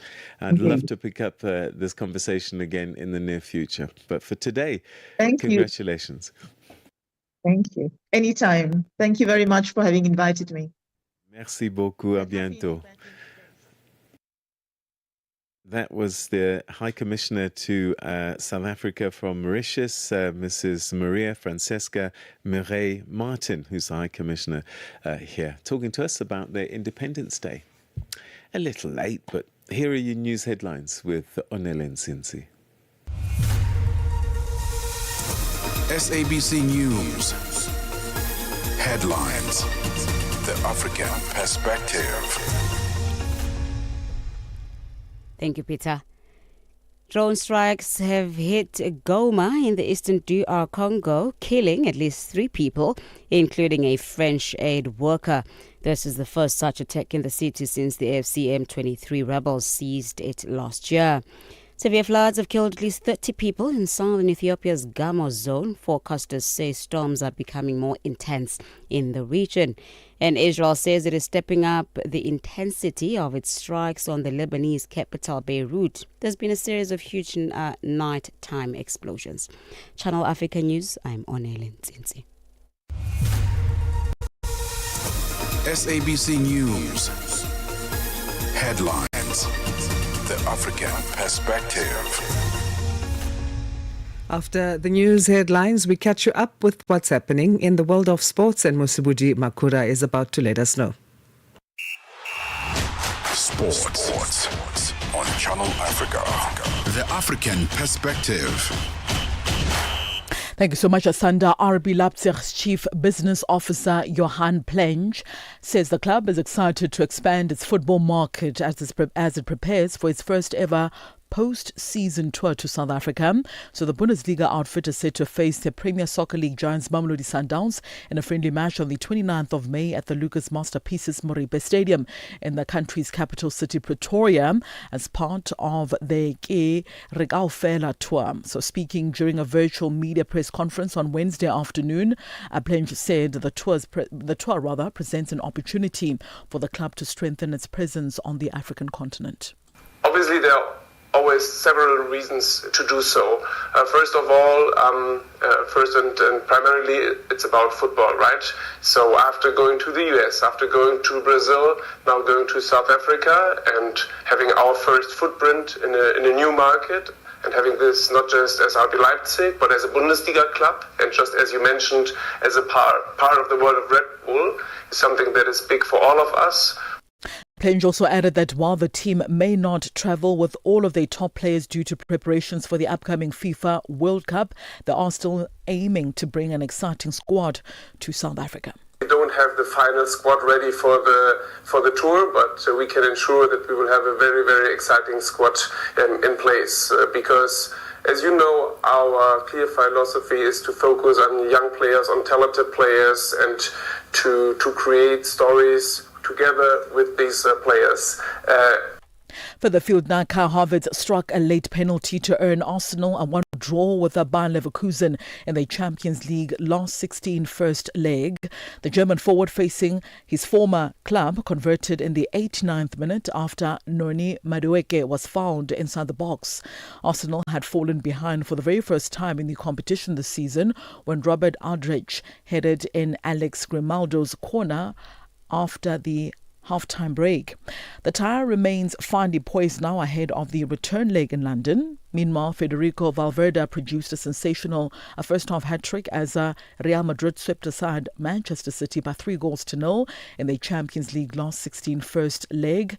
The Uruguayan midfielder struck 3 times in 22 minutes, including a brilliant solo effort to leave the holders with a mountain to climb. Now, Thibaut Courtois' long pass set up opener before Vinicius Junior's flick created the second. Valverde then capped his performance with a dazzling third, giving Madrid a commanding advantage ahead of the return leg in Manchester next week. Meanwhile, Paris Saint-Germain took a big step toward the Champions League quarterfinals with a 5-2 victory over Chelsea in the last 16 first leg.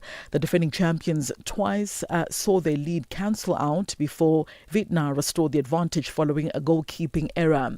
Now, substitute Quara then struck twice late on to put the tie firmly in PSG's control. The second leg will take place in London next week, Tuesday. And finally, in golf news, Rory McIlroy says it will probably be the last decision whether he begins the defence of his Players' Championship title in Sawgrass. The 36-year-old says the back injury he suffered preparing for his third round at Bay Hill last Saturday is improving. The Northern Ireland player hit balls on the range on the eve of this week's prestigious event, hopeful that he will be able to compete. He withdrew from the Arnold Palmer Invitational after aggravating his back in a pre-round gym session. McIlroy would be bidding to become the second player after Jack Nicklaus to win the 3 Players' Championship titles and the first to win all 3 at the famed TPC Sawgrass course. He is also less than a month away from the defence of the Masters title that he won at Augusta National just last year to complete a career Grand Slam. On that note, to conclude your sports news this hour, for any sports stories you'd like to share with us, do send us an email to newsroom@channelafrica.co.za or call us on +27 11714 4459. I'm back with the final sports update on Africa Rise and Shine in the next hour. For Channel Africa Sport, I am Musibudi Makura. Sports on Channel Africa. The African perspective. Coming up shortly, we have the business news for you, but taking you back in time, 1968, the founding of the Parti Démocratique Gabonais, PDG. Now, President Omar Bongo Sr. established the PDG as the sole legal political party in Gabon, ushering in a long period of one-party rule that would last until the legislation of multi-party politics in 1990. But did it really change things? No. He carried on in power for decades, and then his son took over, didn't he? But things have changed in recent years in Gabon, and I think they're enjoying a full democracy for the very first time in many, many years. So it all began in 1968 with Omar Bongo establishing this PDG, and long rule of the Bongo family, but that's been dismantled by the people. Coming up, the business news. Stay with us. The Morning Switch Weekend with the Shy Guy.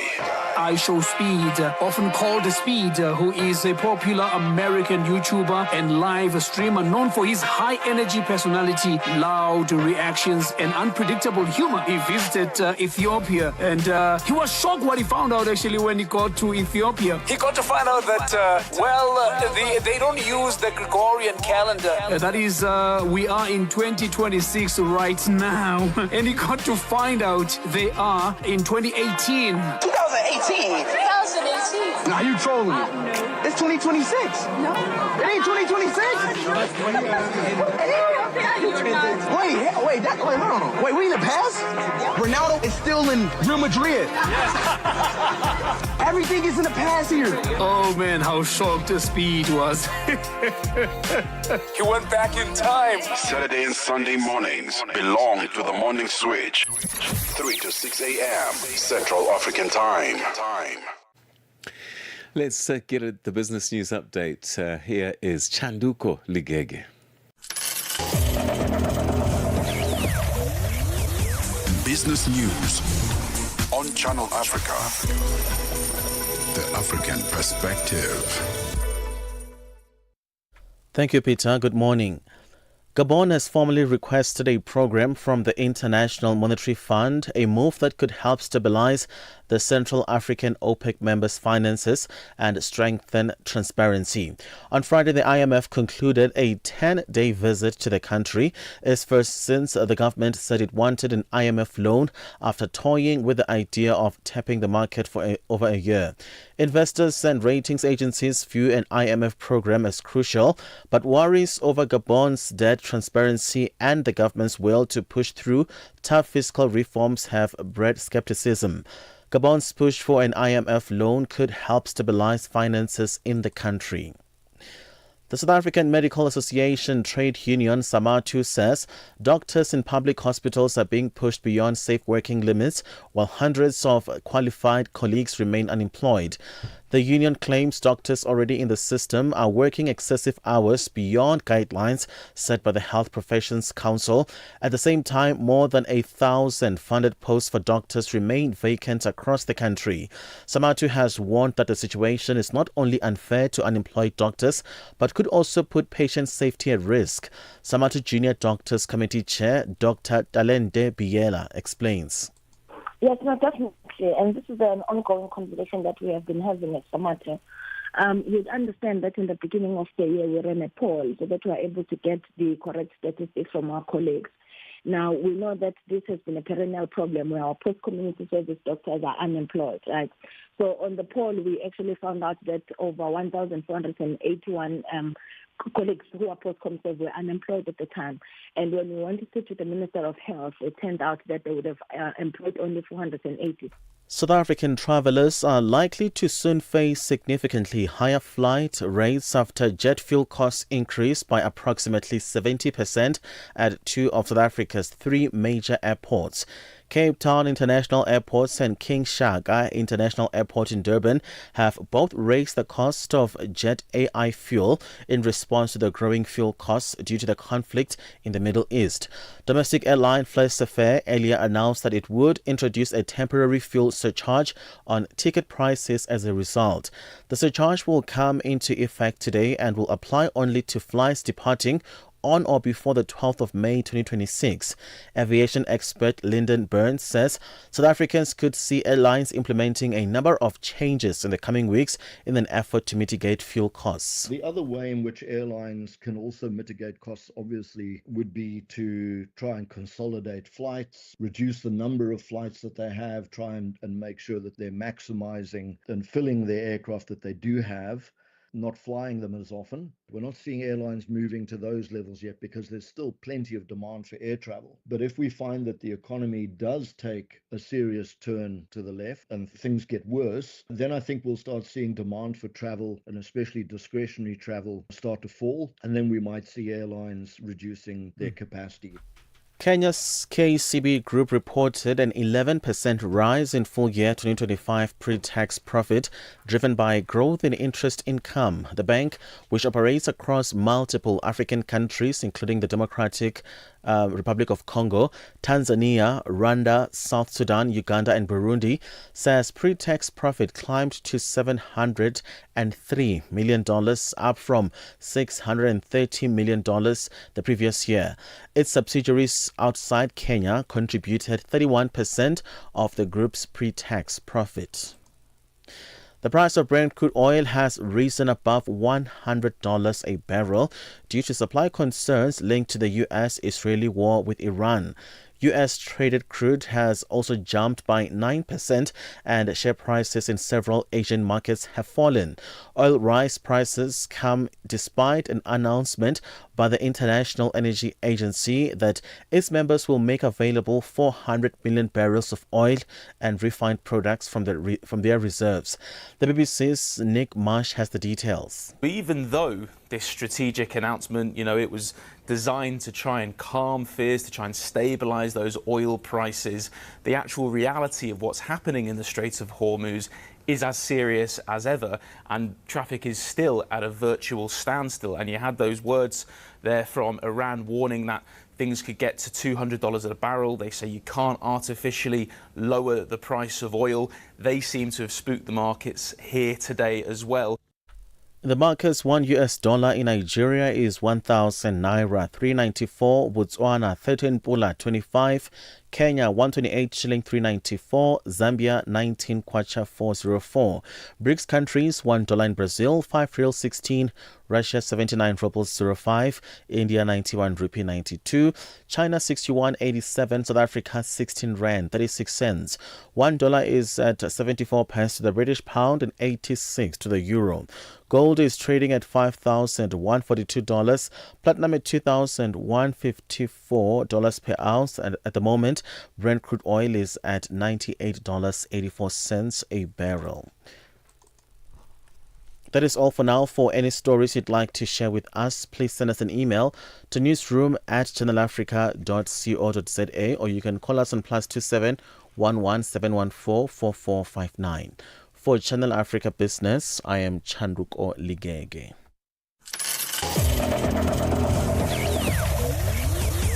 Business News on Channel Africa. The African Perspective. From Cape to Cairo, Dakar to Dar es Salaam. Rise and shine with Peter Ndoro and Asanda Beda on Channel Africa.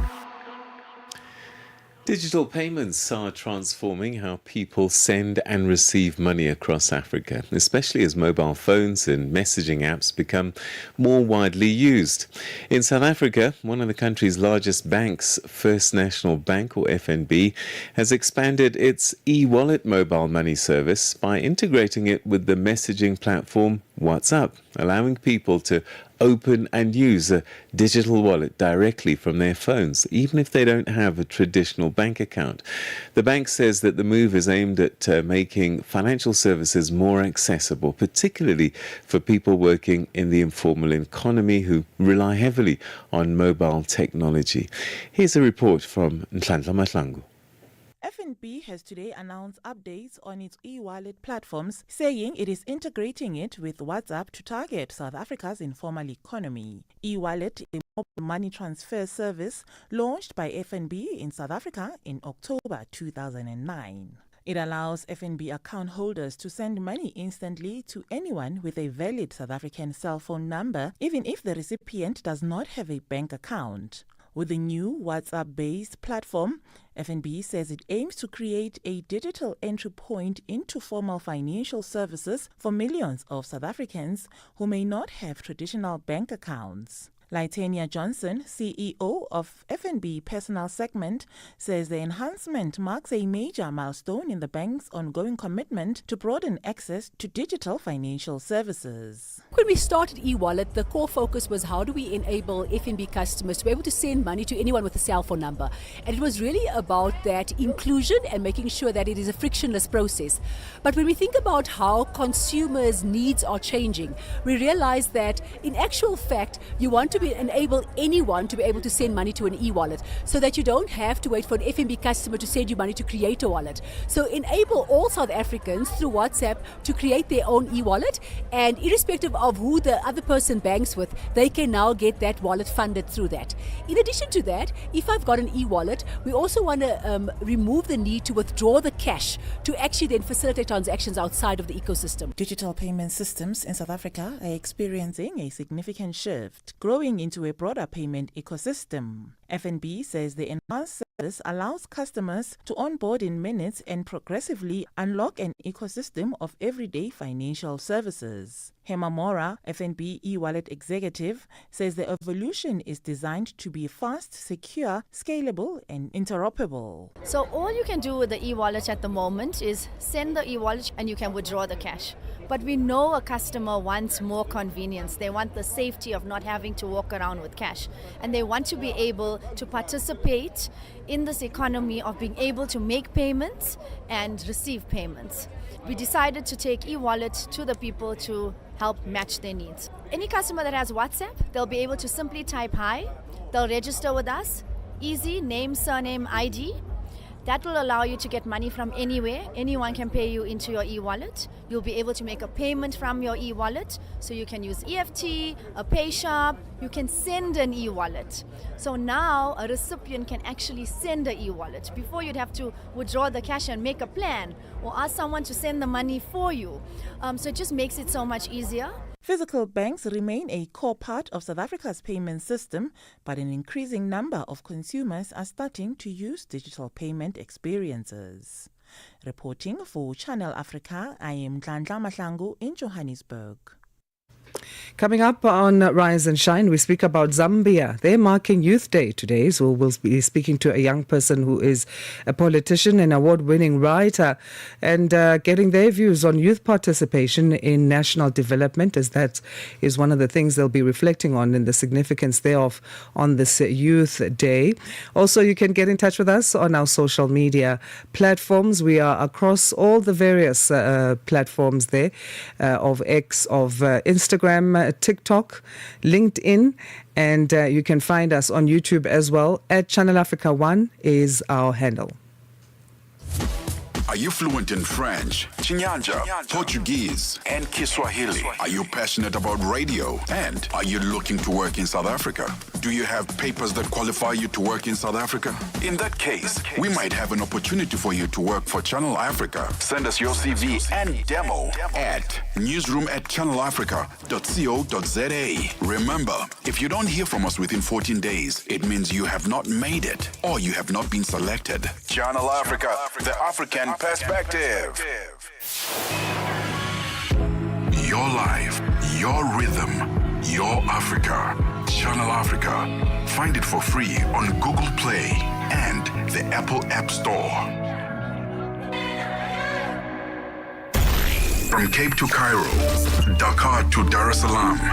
Rise and Shine with Peter Ndoro and Asanda Beda on Channel Africa. Zambia marks Youth Day today, and it's a day that's dedicated to recognizing the contribution of young people to the country's development and future leadership. With young people making up a significant share of the population, the day also shines a spotlight on the opportunities, challenges, and role of youth in shaping Zambia's future. To reflect on the significance of the day and the importance of youth participation in National Development. We're joined now by Damiano Mabingo, a Zambian award-winning writer, model, United Nations alumni, and young politician. Damiano, thank you for joining us. Good morning.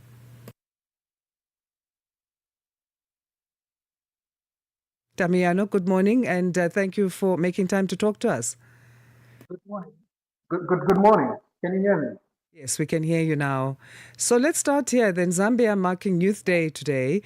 From your perspective, what does this day really represent for the young people of Zambia? Well, today to start with, it's an amazing day today. And as we celebrate in 2026, it's even more amazing. And I would like to take you back a bit, why we actually celebrate this day on the 12th of March. In 1962, in the fight for independence, there were young people that protested against the colonial regime in Kitwe. Those young people, they were fired with live ammunition by the police, and young people died in that struggle. And it is from that point that we celebrate this day, Youth Day, on the 12th of March. And it is a very important day for every youth in Zambia, in different parts of the country. And it's even more amazing because we now have a law that was passed in Parliament passed a law in regards to the representation of young people in Parliament. We the young people of Zambia now have been given 15 slots in Parliament. We didn't have that, so it even makes it more exciting as we celebrate this Youth Day in 2026 today. A significant portion of the population in Zambia is made up of young people, well, on the continent of Africa in general. Do you believe that the young people of Zambia are given the opportunities to participate where it matters the most? You just mentioned a new law now that's allowed some participation in Parliament. Is it enough that it goes beyond laws and whatever's written on paper, but you see it playing itself out on daily life? Well, we know what we can say is that it's not enough, but of course it's a great starting point.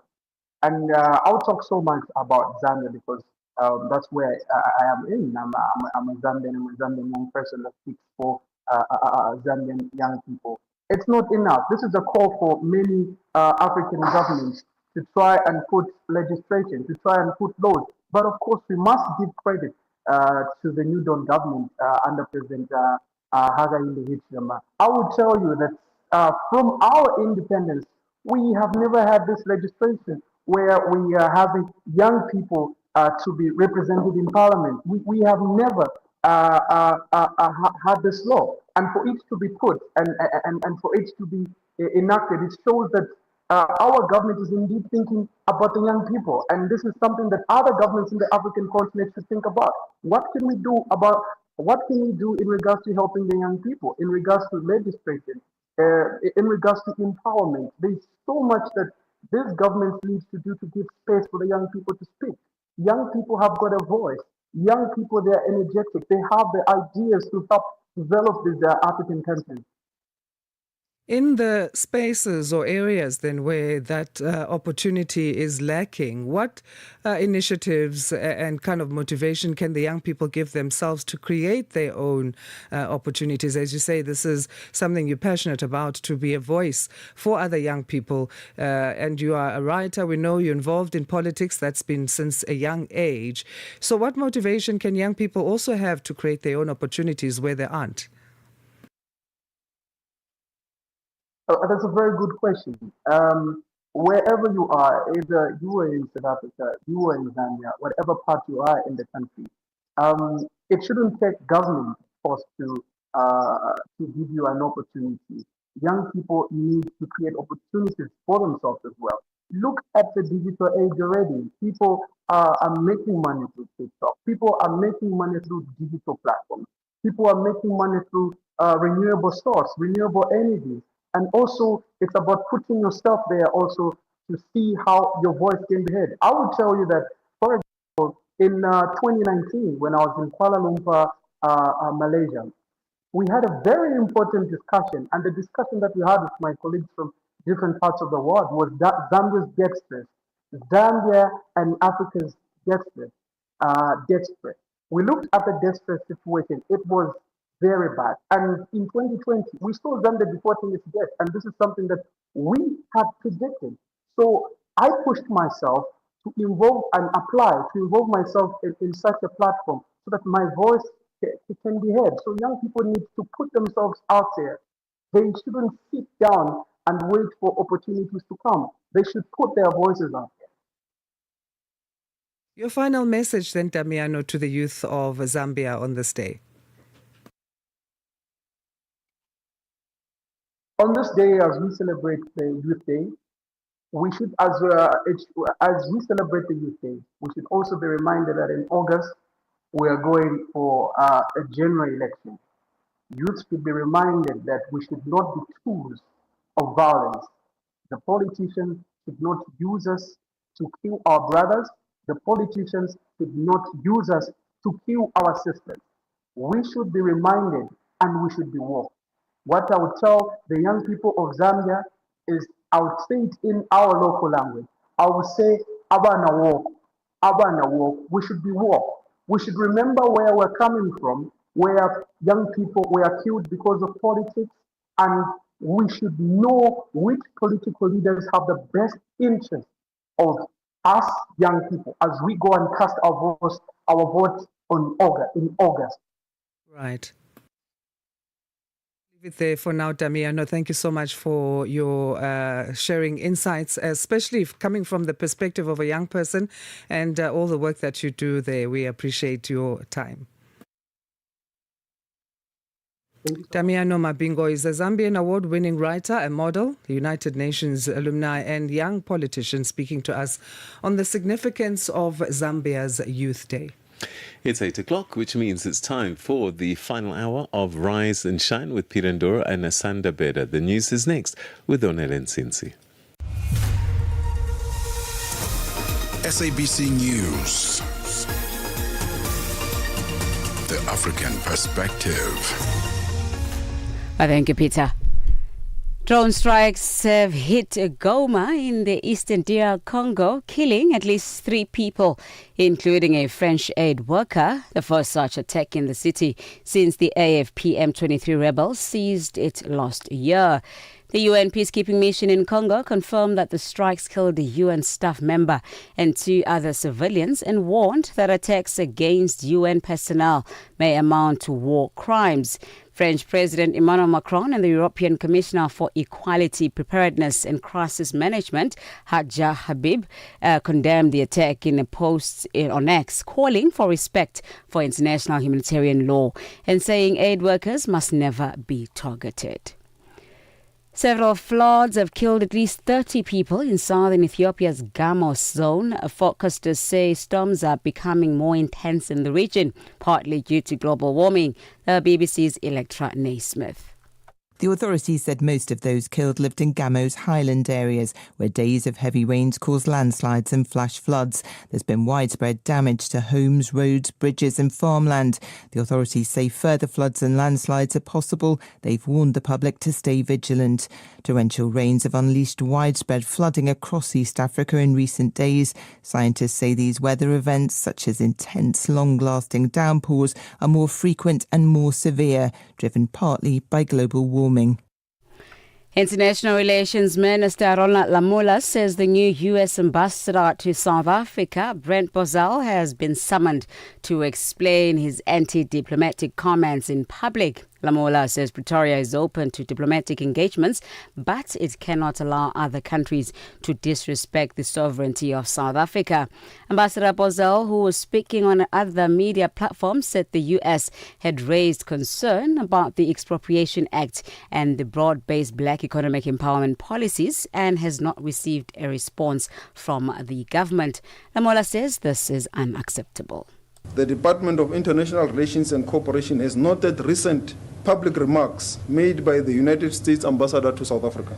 While South Africa welcomes active public diplomacy and the strengthening of bilateral ties, We emphasize that such engagements must remain consistent with established diplomatic etiquette and international protocols. In this regard, we have called in the Ambassador of the United States, Ambassador Bozelli, to explain his undiplomatic remarks.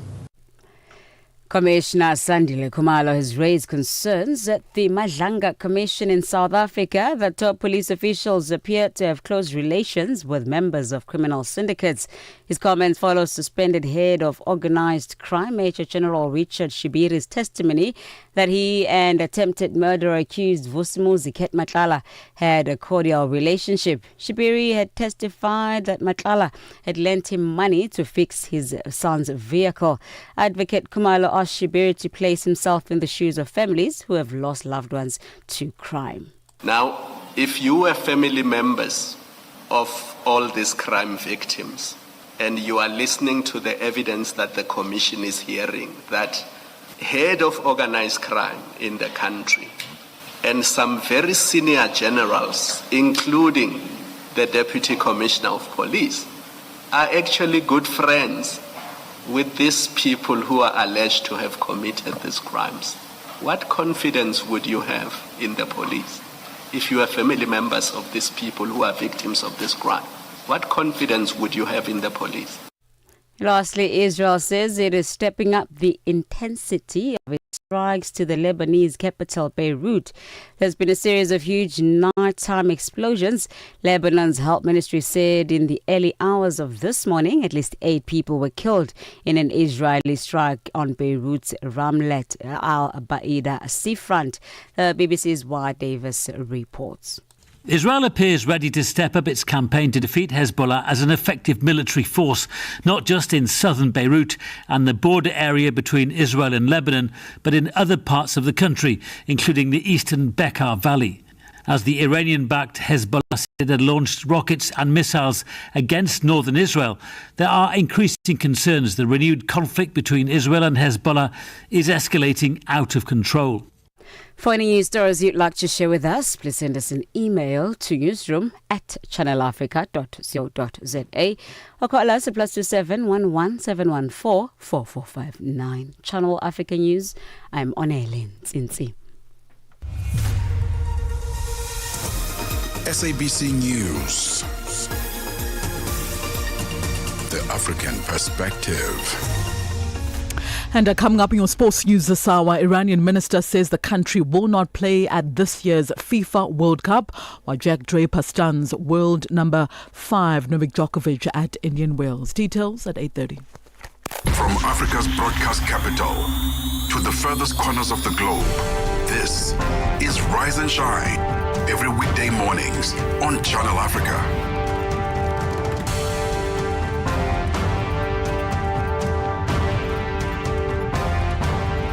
6 minutes past 8 Central African time. We enter the third and final hour of Rise and Shine. Stay connected to Africa and the world with Channel Africa, and that is the international voice of the South African Broadcasting Corporation.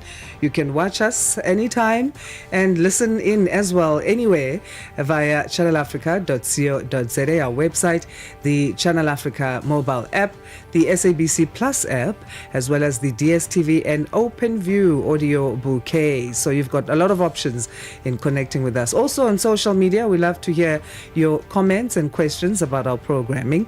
You can send them on our Facebook page, which is at Channel Africa.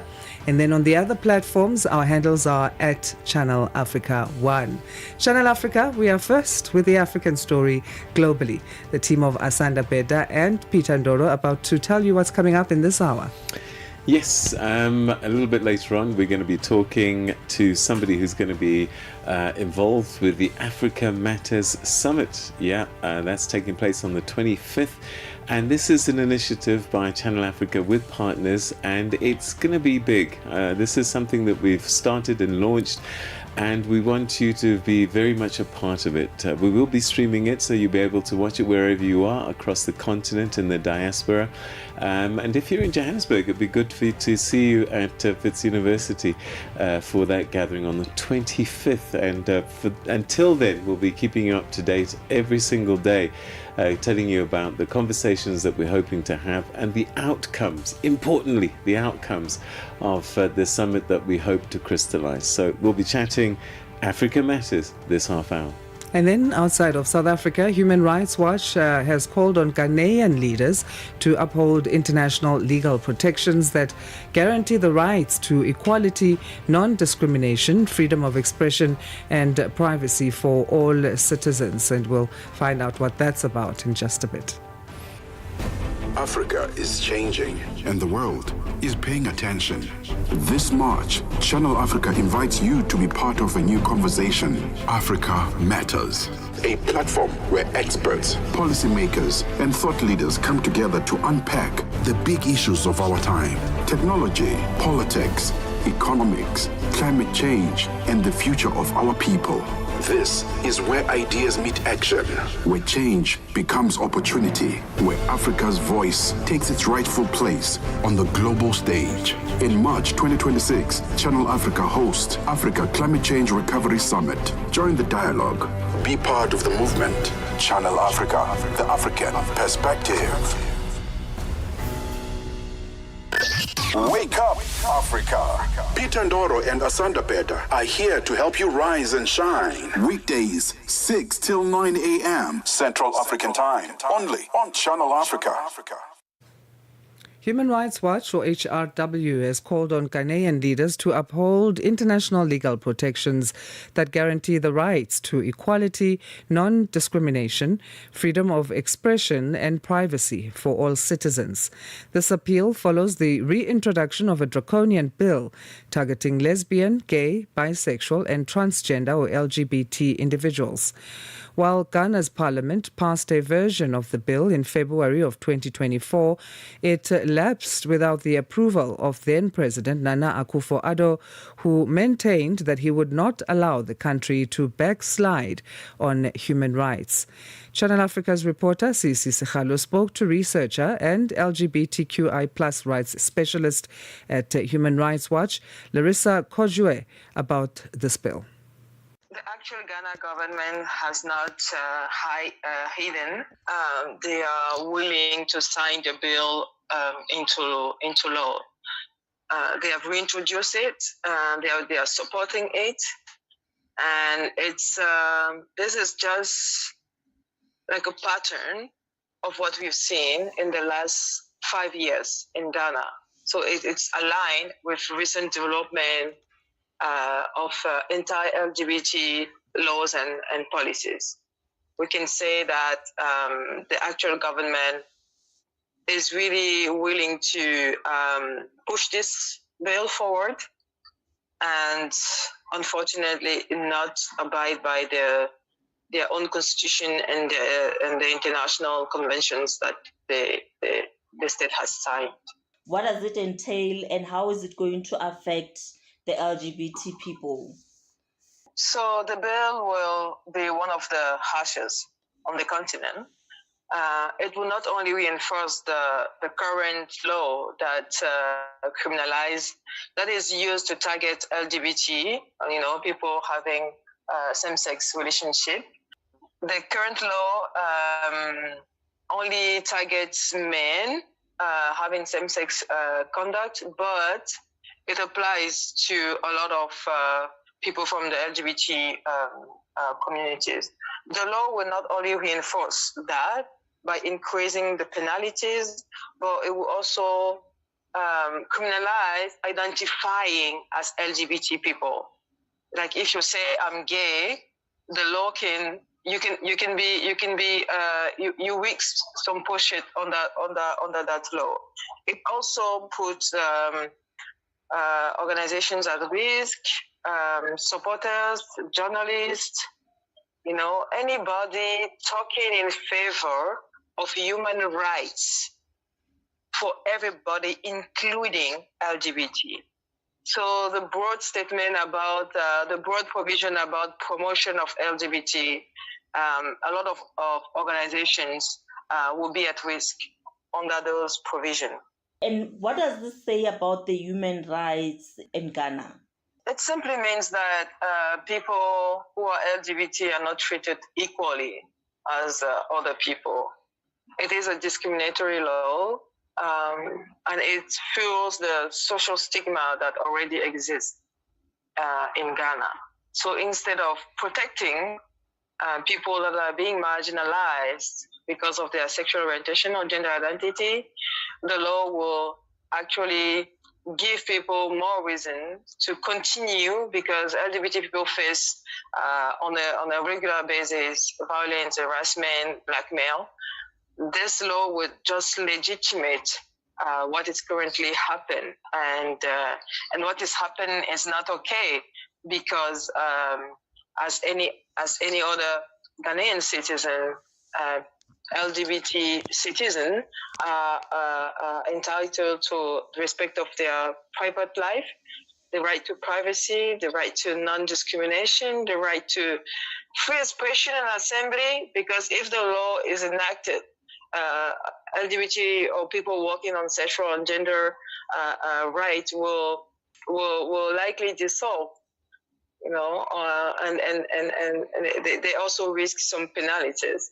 The bill attacks fundamental human rights, as what I've said: the right to privacy, the right to equality before the law, the right to be free from discrimination, to be free from attacks, to freedom of assembly, and also to live in security and safety, because what this law is doing is like exposing LGBT people to different type of threats that they are already going through, harassment, blackmail.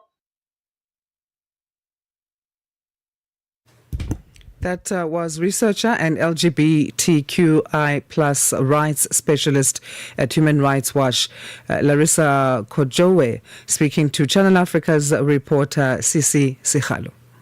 Clear your diaries for the 25th of March, 2026. Channel Africa, in partnership with Wits Business School, invites you to a climate change conversation that goes beyond talk. 3 powerful panel discussions. 1 stage. Big questions, bold answers. If you care about the future and value honest, intelligent discussions, this is your seat at the table. Join us on March 25 for Africa Matters. Climate change, financing Africa's recovery. Only on Channel Africa.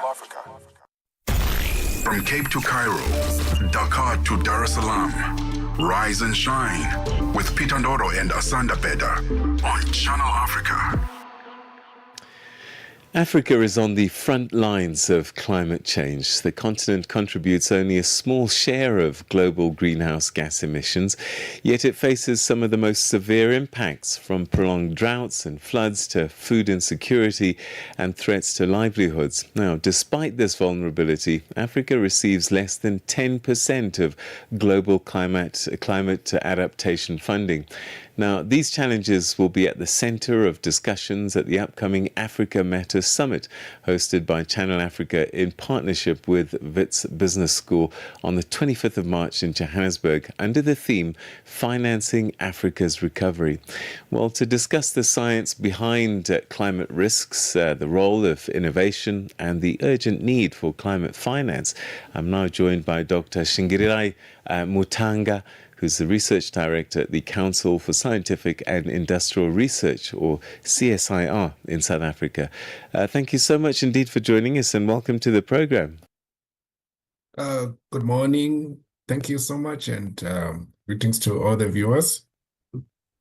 Dr. Mutanga, Africa contributes a relatively small share of global emissions, but is among the regions that are most affected by climate change. From a scientific perspective, how severe is this climate threat that's facing the continent today? Yeah, well, I think climate impacts is now our daily experiences with the harsh climate extremes that we are experiencing today. You speak of your floods, you speak of your heat waves, the fires that are sparked by the heat waves that we have, the droughts, the extreme, and the frequency of these climate events as of late has gone so up. And it's vivid in today's this world now, across the world, the impacts and the repercussions of climate change to the world today. And you are right to say that Africa is among the most severely affected regions from the ramifications of climate change, partly because we do not have sufficient resources to support the adaptation mechanisms needed in order to adapt to the unpredictable climate ramifications that we have in the world today. So you lead research at the CSIR that uses advanced data modeling and Earth observation technologies. I'm curious, how can science and innovation help African governments better understand climate risks and actually plan for resilience? Firstly, it's the issue of climate risk evidence and data infrastructure, which is a critical pillar for us to respond to climate change. And for this, we do have global world models that are used actually in climate science to predict or forecast, but there is need to downscale these to the regional context so that we better understand the impacts of climate change to the world. And part of the work that we do is this evidence building through climate risk analysis, using, of course, Earth observation data, where we integrate satellite integrated data, as well as climate models in order to support policy as well as investment decisions. And we do provide the technological innovation, particularly using artificial intelligence-driven climate forecasting and early warning system to support the climate risk mapping. And under this banner, I would say the key message there is better data, predictive analytics, reduce investment risk, and making climate projects more attractive, particularly to financiers, because there's a skewed the distribution of resources towards our uptake of climate finance within the world today. I mean, it's a fact that South Africa is a bit of an anomaly when it comes to this climate change story, because whilst the continent is a very small contributor, South Africa by itself is a huge contributor given our coal and mining industry. With the research that you do and the work that you do, are you working with partner organizations, similar organizations across the continent to find a Pan-African solution? Because climate change doesn't affect one country only. Yeah, indeed. We do collaborate with quite a number of agencies within the country and also beyond the borders of South Africa in the continent to try and advance technology innovation in response to the discourse around climate change. And we even team up with multilateral agencies, your UN agencies, to try and drive the cause for climate change. Just a case in point, I think just recently, as we are aware, just a year ago, South Africa was leading the G20 process, and CSIR has actually been playing a very critical role, particularly on some of the South Africa's strategic streams on climate, as well as the energy, particularly in the energy transition discourse, to which I think we have been playing a leading role. And the whole idea, I think, is to also build the case and evidence for climate adaptation, and of course, and not to be blinkered at looking at the climate mitigation component, but also to look at adaptation and what it needs particularly to countries such as South Africa. Yes, it's true that South Africa is among the African nations, is among the leading emitters of emissions particularly, but South Africa had already taken a bold stance, particularly around the coal mines and the decommissioning of coal mines in an attempt to respond to the climate mitigation call to reduce the emissions. But striking a balance between the transition to alternative energy sources vis-a-vis the need for strategic empowerment of the South African populace, particularly when it comes to the need to drive the agenda for broad economic empowerment of the people, particularly the vulnerable. I had a conversation with the former Statistician General, Padilla Khotla, the other day, and one of his big concerns was that we are very good at producing data, very good at doing research, but unfortunately there's a disconnect between this powerful bed of information and its use by those that can use it. Is this something that you're finding, or are we doing the best with the information that you're providing? Certainly, I want to agree with that sentiment to say that yes, there's a plethora of data that is available out there, but the utility of it, particularly to decision-making and practical implementation of activities on the ground, there's a disjuncture there. And it's part of CSIR's role, what we're doing actually in trying to mainstream the climate science into the strategic planning. And now that South Africa as a country has adopted the Climate Change Act, and the presidency has already put in place the Presidential Climate Commission with an attempt to try and drive the cause for climate change, and mainstreaming this across the different tiers of government is what we are busy with now.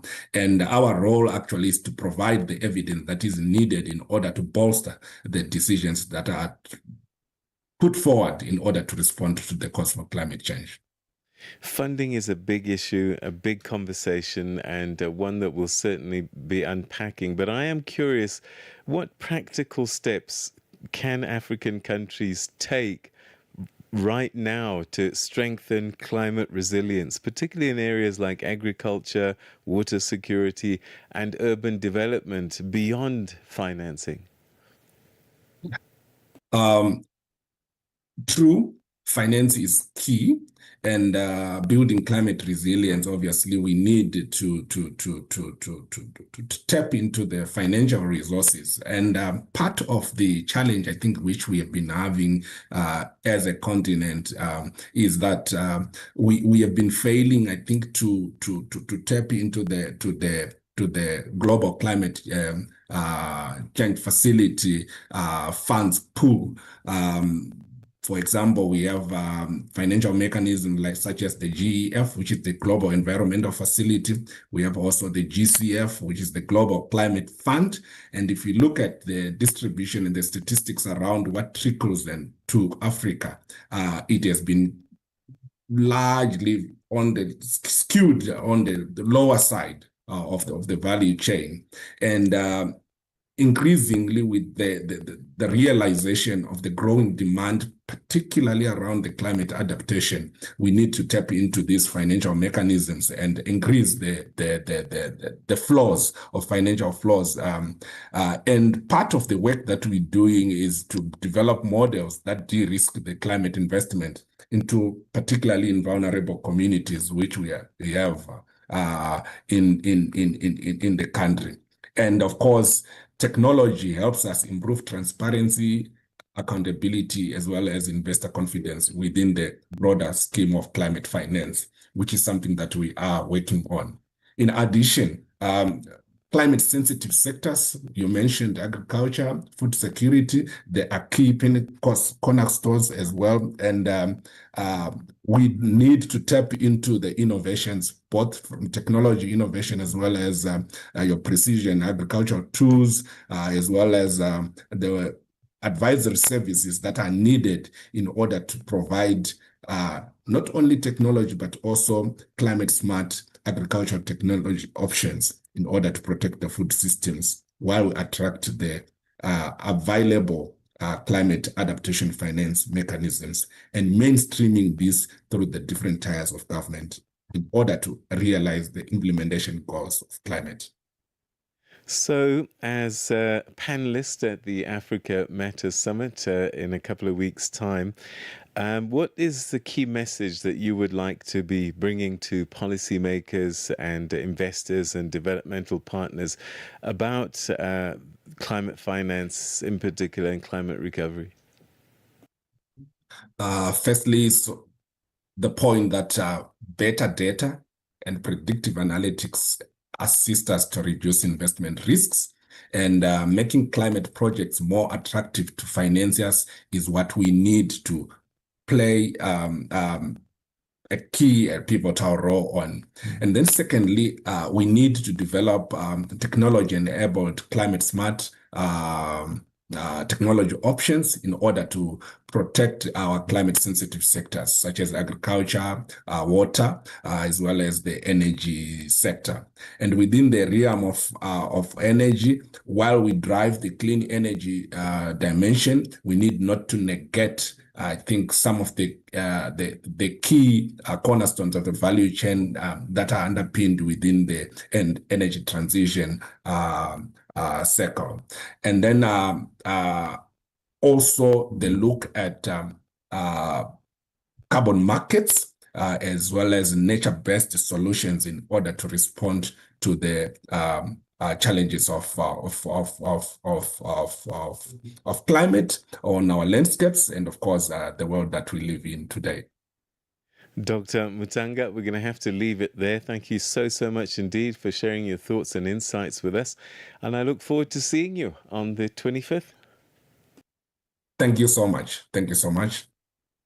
That was Dr. Shingirirai Mutanga, a research director at the Council for Scientific and Industrial Research, the CSIR, here in South Africa. He'll be one of the panelists at the Africa Matters Summit taking place on the 25th of March in Johannesburg.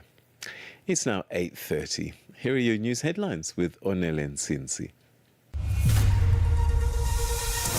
SABC News. Headlines. The African Perspective.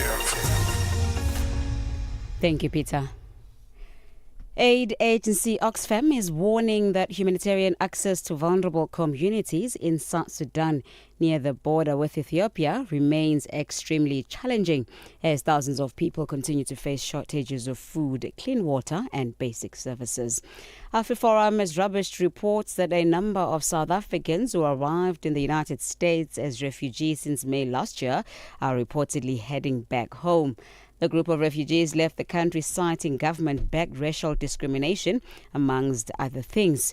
And Israel says it is stepping up the intensity of its strikes on the Lebanese capital Beirut. There's been a series of huge nighttime explosions. Channel Africa News, I'm Onele Nsinsi. SABC News. Headlines. The African Perspective. Let's get an update from the world of sports. We say good morning again to Musubudi Makura. Sports on Channel Africa. The African Perspective. Thank you so much, Asanda, indeed, for the final time on the Africa Rise and Shine show. We'll start your sports bulletin with this story. So Iran are not in a position to participate in the upcoming 2026 FIFA World Cup. That's according to the country's Minister of Sports and Youth, Ahmad Donimeili. Now, the team are scheduled to play 3 group matches in the tournament, which is being held in the USA, Canada and Mexico and gets underway on the 11th of June. So Iran are due to face New Zealand and Belgium in Los Angeles on the 15th and the 21st of June respectively, while Egypt will be their final group game in Seattle on the 26th of June.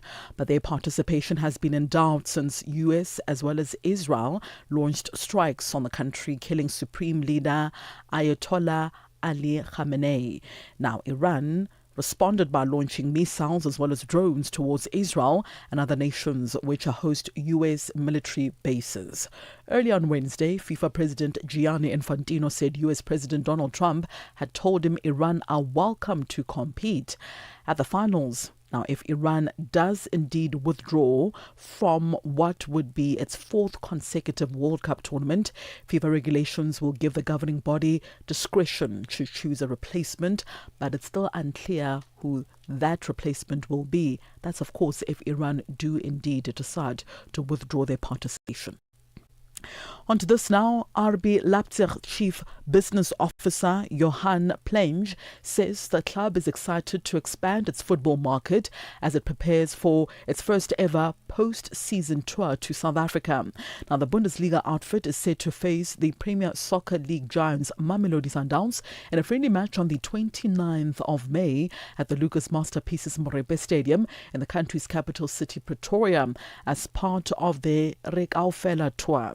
Now, speaking during a virtual media press conference on Wednesday afternoon, Plenge says the tour represents another opportunity for the club to strengthen its presence on the African continent. Obviously, there are always several reasons to do so. First of all, first and primarily, it's about football, right? So after going to the US, after going to Brazil, now going to South Africa and having our first footprint in a new market, and having this not just as RB Leipzig, but as a Bundesliga club, and just as you mentioned, as a part of the world of Red Bull, is something that is big for all of us. Now, Plenge also added that while the team may not travel with all of their top players due to preparations for the upcoming FIFA World Cup, they are still aiming to bring an exciting squad to South Africa. We don't have the final squad ready for the tour, but we can ensure that we will have a very, very exciting squad in place because, as you know, our clear philosophy is to focus on young players, on talented players, and to create stories together with these players.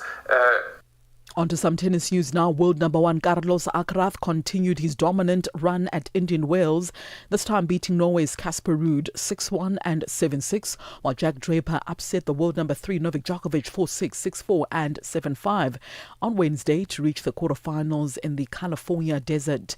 Alcaraz relied on a near-flawless service game to seize control of the match, racing through the opening set in just 37 minutes after breaking Ruud's service 3 times. Now, 13th seed Ruud then raised his level in the second set and forced a tie-break, hoping to push the match to the decider. But Alcaraz kept his foot on the gas to seal his 15th consecutive victory of the season to reach the quarterfinals for a 5th straight year. Alcaraz will next face 2021 champion Cameron Norrie, who earlier beat Australia's Rinky Hijikata 6-4 and 6-2, with the Spaniard looking now to avenge a defeat to the Brit at last year's Paris Masters. Meanwhile, the defending champion Jack Draper claimed one of the biggest wins of his career, this time beating Novak Djokovic in a deciding set tie-break after 2 hours and 35 minutes. Draper, who trailed after dropping the opener 6-4, stormed into the second set by breaking Djokovic early and then surviving multiple break points before sealing it with an aggressive baseline play. Djokovic won a stunning 26-shot rally at 30-all in the opening game of the decider, but Draper then surged to lead 3-1 and 5-3 just before the 38-year-old Serbian battled back to 5-all and then broke the Brit as he then served for the match. The 24-year-old kept his composure, forced a tie-break and then dominated it to close out a statement victory in the early hours of this morning. It is 8:36 a.m. Central African time, and that's a wrap of your sports news this morning on Africa Rise and Shine. For any sports stories you'd like to share with us, do send us an email to newsroom@channelafrica.co.za. Remember as well to give us a call. The line is +27 11714 4459. More sporting updates coming up in the next hour with the On The Move team. For Channel Africa Sport, I am Musibudi Makura. Sports on Channel Africa. The African perspective. Still to come on Rise and Shine, we talk about the Roche Africa Press Day 2026. It's research on breast cancer, and they are talking about innovative breast cancer treatments and what that generates in terms of economic return.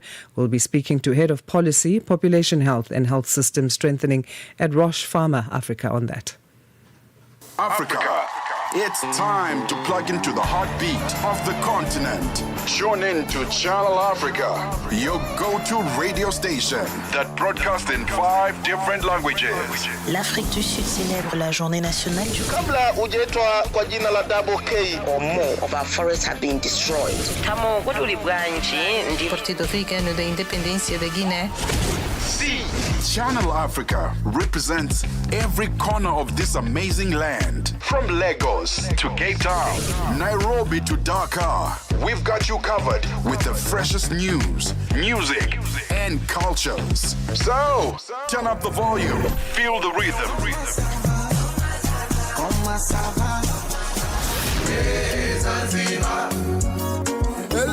Enjoy the conversation.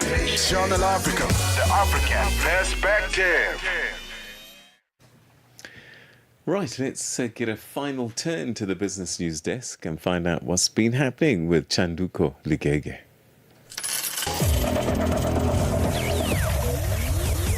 Business news on Channel Africa. The African perspective. Thank you, Peter. Good morning. Gabon has formally requested a program from the International Monetary Fund, a move that could help stabilize the Central African OPEC members' finances and strengthen transparency. On Friday, the IMF concluded a 10-day visit to the country, its first since the government said it wanted an IMF loan after toying with the idea for tapping in the market for over a year.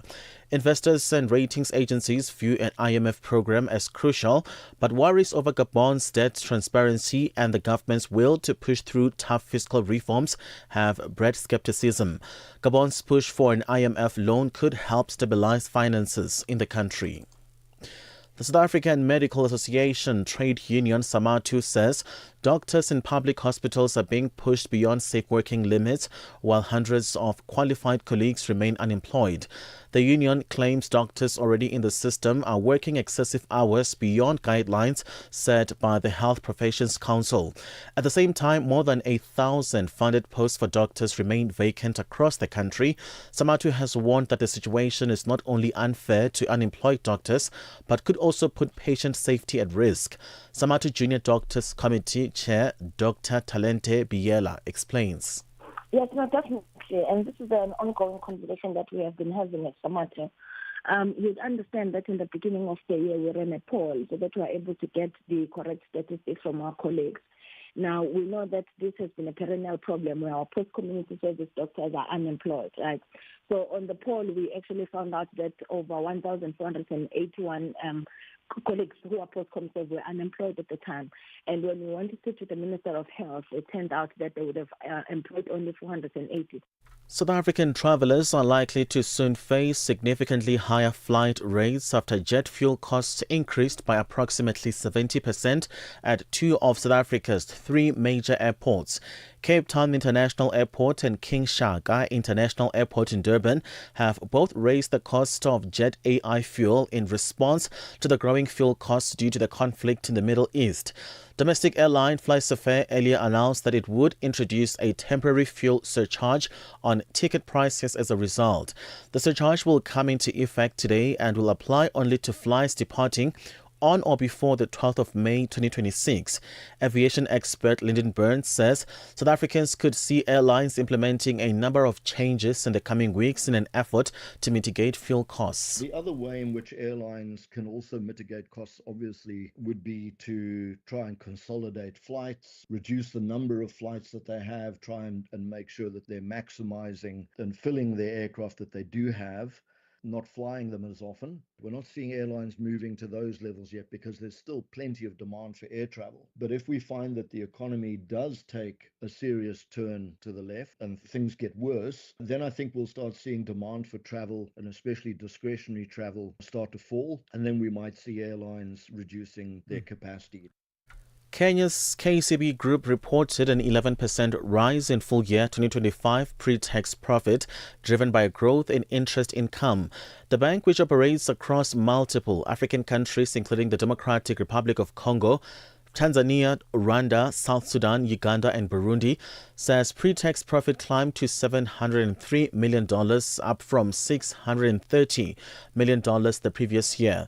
Its subsidiaries outside Kenya contributed 31% of the group's pre-tax profit. The price of Brent crude oil has risen above $100 a barrel due to supply concerns linked to the U.S.-Israeli war with Iran. U.S.-traded crude has also jumped by 9%, and share prices in several Asian markets have fallen. Oil rise prices come despite an announcement by the International Energy Agency that its members will make available 400 million barrels of oil and refined products from their reserves. The BBC's Nick Marsh has the details. Even though this strategic announcement, it was designed to try and calm fears, to try and stabilize those oil prices, the actual reality of what's happening in the Strait of Hormuz is as serious as ever, and traffic is still at a virtual standstill. And you had those words there from Iran warning that things could get to $200 a barrel. They say you can't artificially lower the price of oil. They seem to have spooked the markets here today as well. The markets, the $1 in Nigeria is trading at 1,000 naira 394, Botswana 13 pula 25, Kenya 128 shilling 394, Zambia 19 kwacha 404.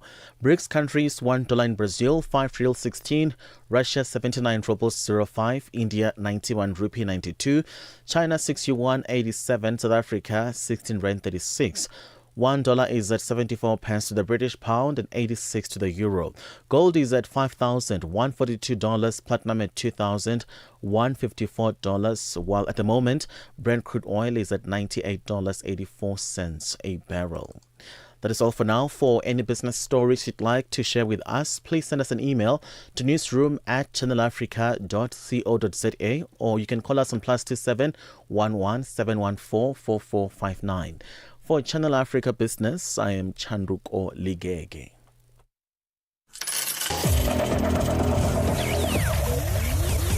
Business News on Channel Africa. The African Perspective.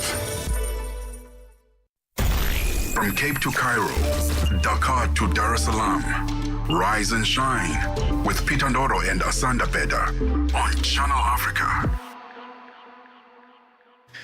So, the United Nations has warned of a humanitarian catastrophe as crises across the Middle East and other regions continue to escalate.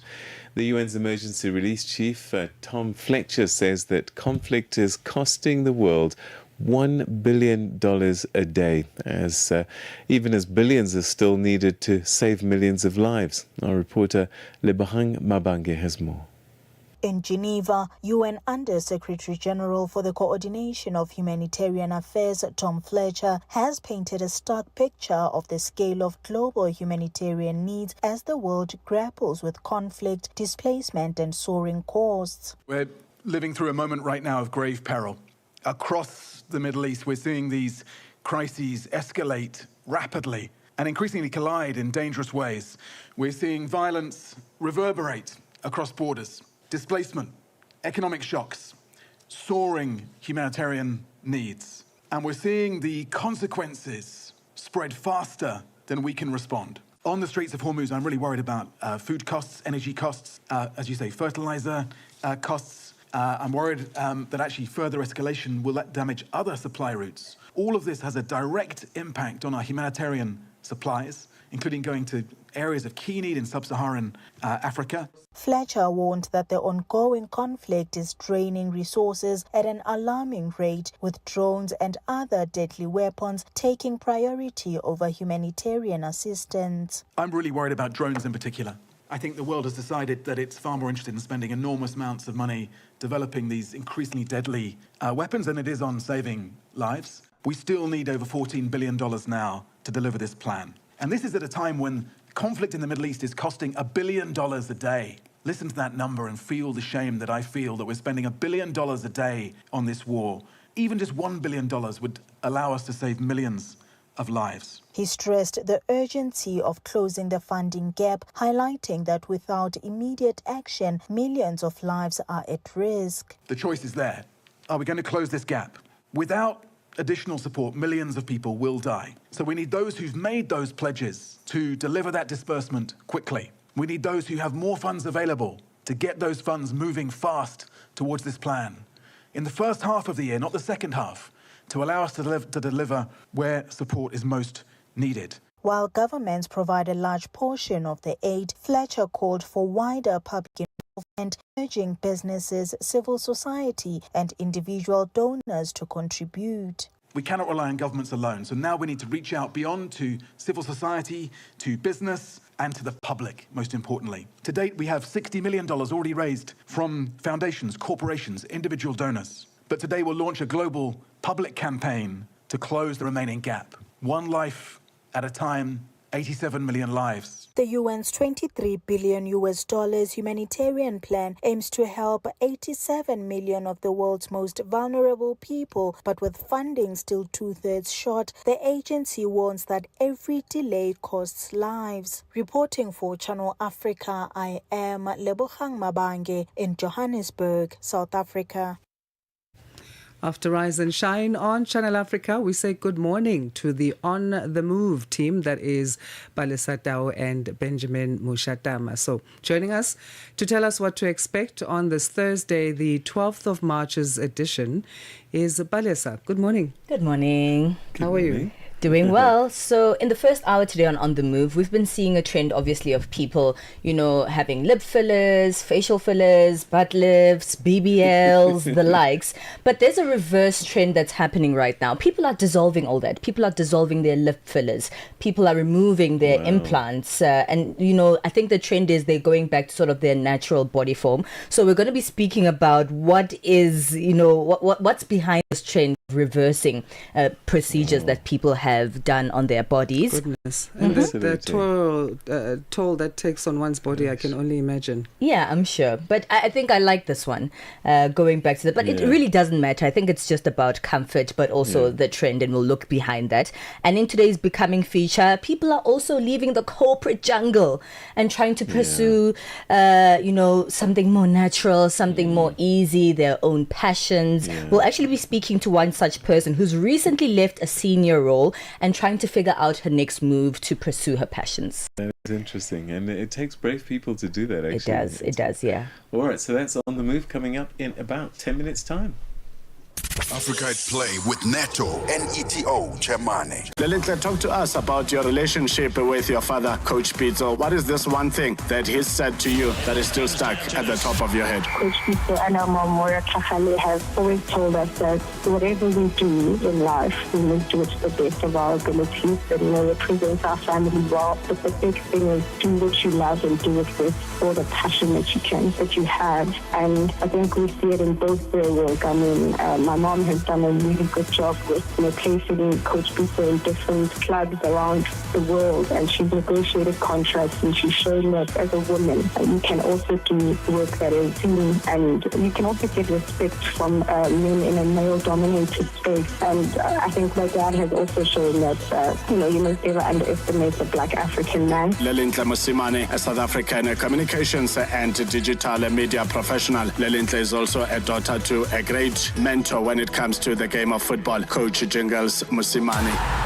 Live every Saturday and Sunday from 2 to 5 p.m. Good morning starts here. Rise and shine on Channel Africa, the African perspective. Let's talk breast cancer now. This has cost 7 African countries over $10 billion in lost productivity, mostly affecting women in their prime working years. Research at Roche Africa Press Day 2026 shows that every dollar invested in innovative breast cancer treatments generates up to 12.4 US dollars in economic return. Kenya's Empower initiative, which has helped over 235,000 women, was highlighted as a model for early diagnosis and care. Joining us now to further discuss this is Dr. Paul Chilwesa, who's head of policy, population health, and health systems strengthening at Roche Pharma Africa. Dr. Chilwesa, good morning to you, and thanks for making time to us to talk to us this morning. Good morning, Asanda. Good morning, Peter. Thanks for having me. The new analysis shows that breast cancer has cost 7 African economies more than 10 billion US dollars in lost productivity. From Roche's perspective, what are the biggest barriers when it comes to preventing African countries from investing more, particularly in early detection and treatment for breast cancer? Thank you, Asanda. I think I'd like to start by bringing the $10 billion first on the table and look at this from an opportunity lens. This analysis was done by an institute called WIFO Institute. It's a German think tank that supports the G7, G20 countries in some of these economic analysis. 10 billion, I think the grave news we are hearing is $1 billion is being lost every day in some of the things happening across the world. And we know that in terms of economic impact. And these are only 7 African countries where we're able to gather the right data. When we go back to $1 billion, I think we quickly realize this is not a health issue. It's an economic issue. This is productivity that the economy needs very, very much so in Africa. This is the number that we need to move to our ambition in Africa as a union. Africa Union wants every country on the continent to achieve the middle income status by 2063. That's the number we need to be able to capture. The opportunity, Asanda, thanks for bringing that out, the opportunity that is being missed by the African countries in terms of prevention, early detection and treatment. I think the first part is how do we make sure this conversation is an economic conversation and not a health conversation? Because health alone is not able to capture that number if it's left to health on its own. Again, going back to the number 10 billion, this 10 billion is lost not because we don't have systems in place, but these systems in place are not well structured to capture that number. The woman we are talking about, Asanda, is much younger than the West, but I think we are still highly dependent on a system that is designed in the Western system. So going back to what is the opportunity? The opportunity is how do we ensure this number is discussed at an economic level of what is being lost because we are not doing the right structures, the right connections in the healthcare space. So how do we make those structures? How do we create them and make those right connections? We've got the figure that breast cancer treatments could generate up to 12.4 US dollars in economic returns. But how do we translate that evidence into policy and budget decisions on the African continent? Asanda, I like the end part of the question. How do we ensure this is sitting at a budgetary conversation and not sitting at a health outcome conversation? I think the first part is these conversations of the 10 billion being lost needs to move into an economic conversation with commerce, economic development, budget, and treasury. I think that's the first part. The second part that we are very aware of what needs to come through in the healthcare system for us to capture this number. There's 3 elements. There's 3 systemic factors that actually capture this number. And I'll summarize them in a very easy way. Okay. Detect early, treat well and fast, and manage well. So detect early is basically saying when the woman has a lump, how quickly do we get the diagnosis? Because time costs a lot of money, and that's where the money has been lost. The second element is treat well and fast. What does that mean? when the woman shows up for treatment, at the center of treatment, how coordinated is our care? How comprehensive is our care? And are we actually utilizing the known therapies with the best outcomes? And that's the effectiveness, and that's where the publication comes from. Are we uplifting innovative care to ensure these women have the best outcome? And the third one, which is a very common misconception, is making sure there's continuity of care, meaning there's a coordinated pathway that this woman walks, whether in the urban area, peri-urban area, rural area. We remain very coordinated in how this woman is being managed along this pathway. What is the role then of Roche in all of this? What specific solutions is Roche supporting to improve early screening and diagnosis across the continent, and also how the Roche is working with government and NGOs?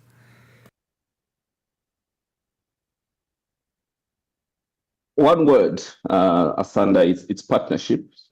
And as you see, there's three factors in the system that still needs to come true, and no single entity is able to achieve those outcomes on their own.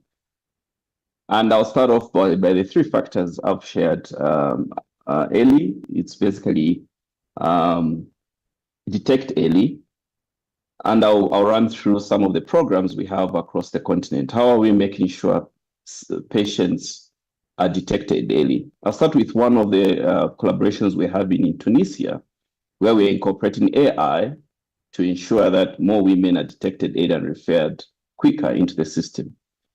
The second one is in Kenya. I think you referred to that a little bit in terms of the Empower system. The Empower is meant to mobilize at community level women going to a center and getting their comprehensive diagnosis, detection, and referred into the system so that they have the best chance at the best outcomes when they're treated early. I would come as well into South Africa. In South Africa, we are collaborating and supporting through a platform called Njani, which is a nurse-led community primary healthcare approach to ensure there's an early detection in this space. I think those three examples, Doctor, we're going to leave it there because we're completely out of time, but they do paint a great picture for us to see what Roche is doing. Dr. Chilwesa, thank you so much for joining us again today. Thank you very much, Asanda, and thank you very much, Peter. And as I said, I hope this conversation move into an economic conversation and not that conversation going forward. Great. Dr. Paul Chilwesa is Head of Policy, Population, Health and Health Systems Strengthening at Roche Pharma Africa. And on that, we say goodbye as the Rise and Shine team for today. My name is Asanda Beda. And I'm Peter Ndoro. Have an awesome day. And if you're Mauritian, have a lovely Independence Day today. And Happy Youth Day, Zambia. Oh, yes, indeed. Yeah. So have a great day from me and Asanda. Happy Thursday. We leave you in the capable hands of Palisa and Benjamin. Be inspired. Stay informed. Channel Africa, the beauty of life. Now available anytime, anywhere with our new app. Good morning. It is time for On the Move on the other side of our news update. SABC News. The African perspective. Well, thank you, Palisa. Looking at your top stories, humanitarian access in South Sudan near the border with Ethiopia remains extremely challenging, and Israel steps up strikes in the Lebanese capital. Your latest news. Greetings to our listeners. Aid agency Oxfam is warning that humanitarian access to vulnerable communities in Akobo County in South Sudan near the border with Ethiopia remains extremely challenging. This says thousands of people continue to face shortages of food, clean water and basic services. The organization says insecurity, flooding and logistical constraints are making it harder for aid workers to reach those most in need. Oxfam's country's director in South Sudan, Shabnam Balok, explains. This was the area where already the food and hunger crisis was prevalent. So these were the communities they were already surviving on humanitarian humanitarian aid. And unfortunately, this was the area where people who were displaced from different other areas within the Jonglai state, like Ramakobo West, Lankan, Wat and Piri, Huai, they were all displaced to here. So it was like quite populated at the moment when this happened. So once the evacuation orders issued, both for civilians and for humanitarian aid agencies who were present in the area to provide aid, to leave the area within 72 hours. That created a lot of chaos. Severe floods have killed at least 30 people in southern Ethiopia's Gamo zone. Forecasters say storms are becoming more intense in the region, partly due to global warming. The BBC's Electra Naismith.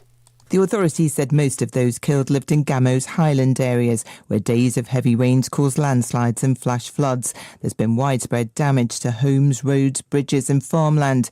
The authorities say further floods and landslides are possible. They've warned the public to stay vigilant.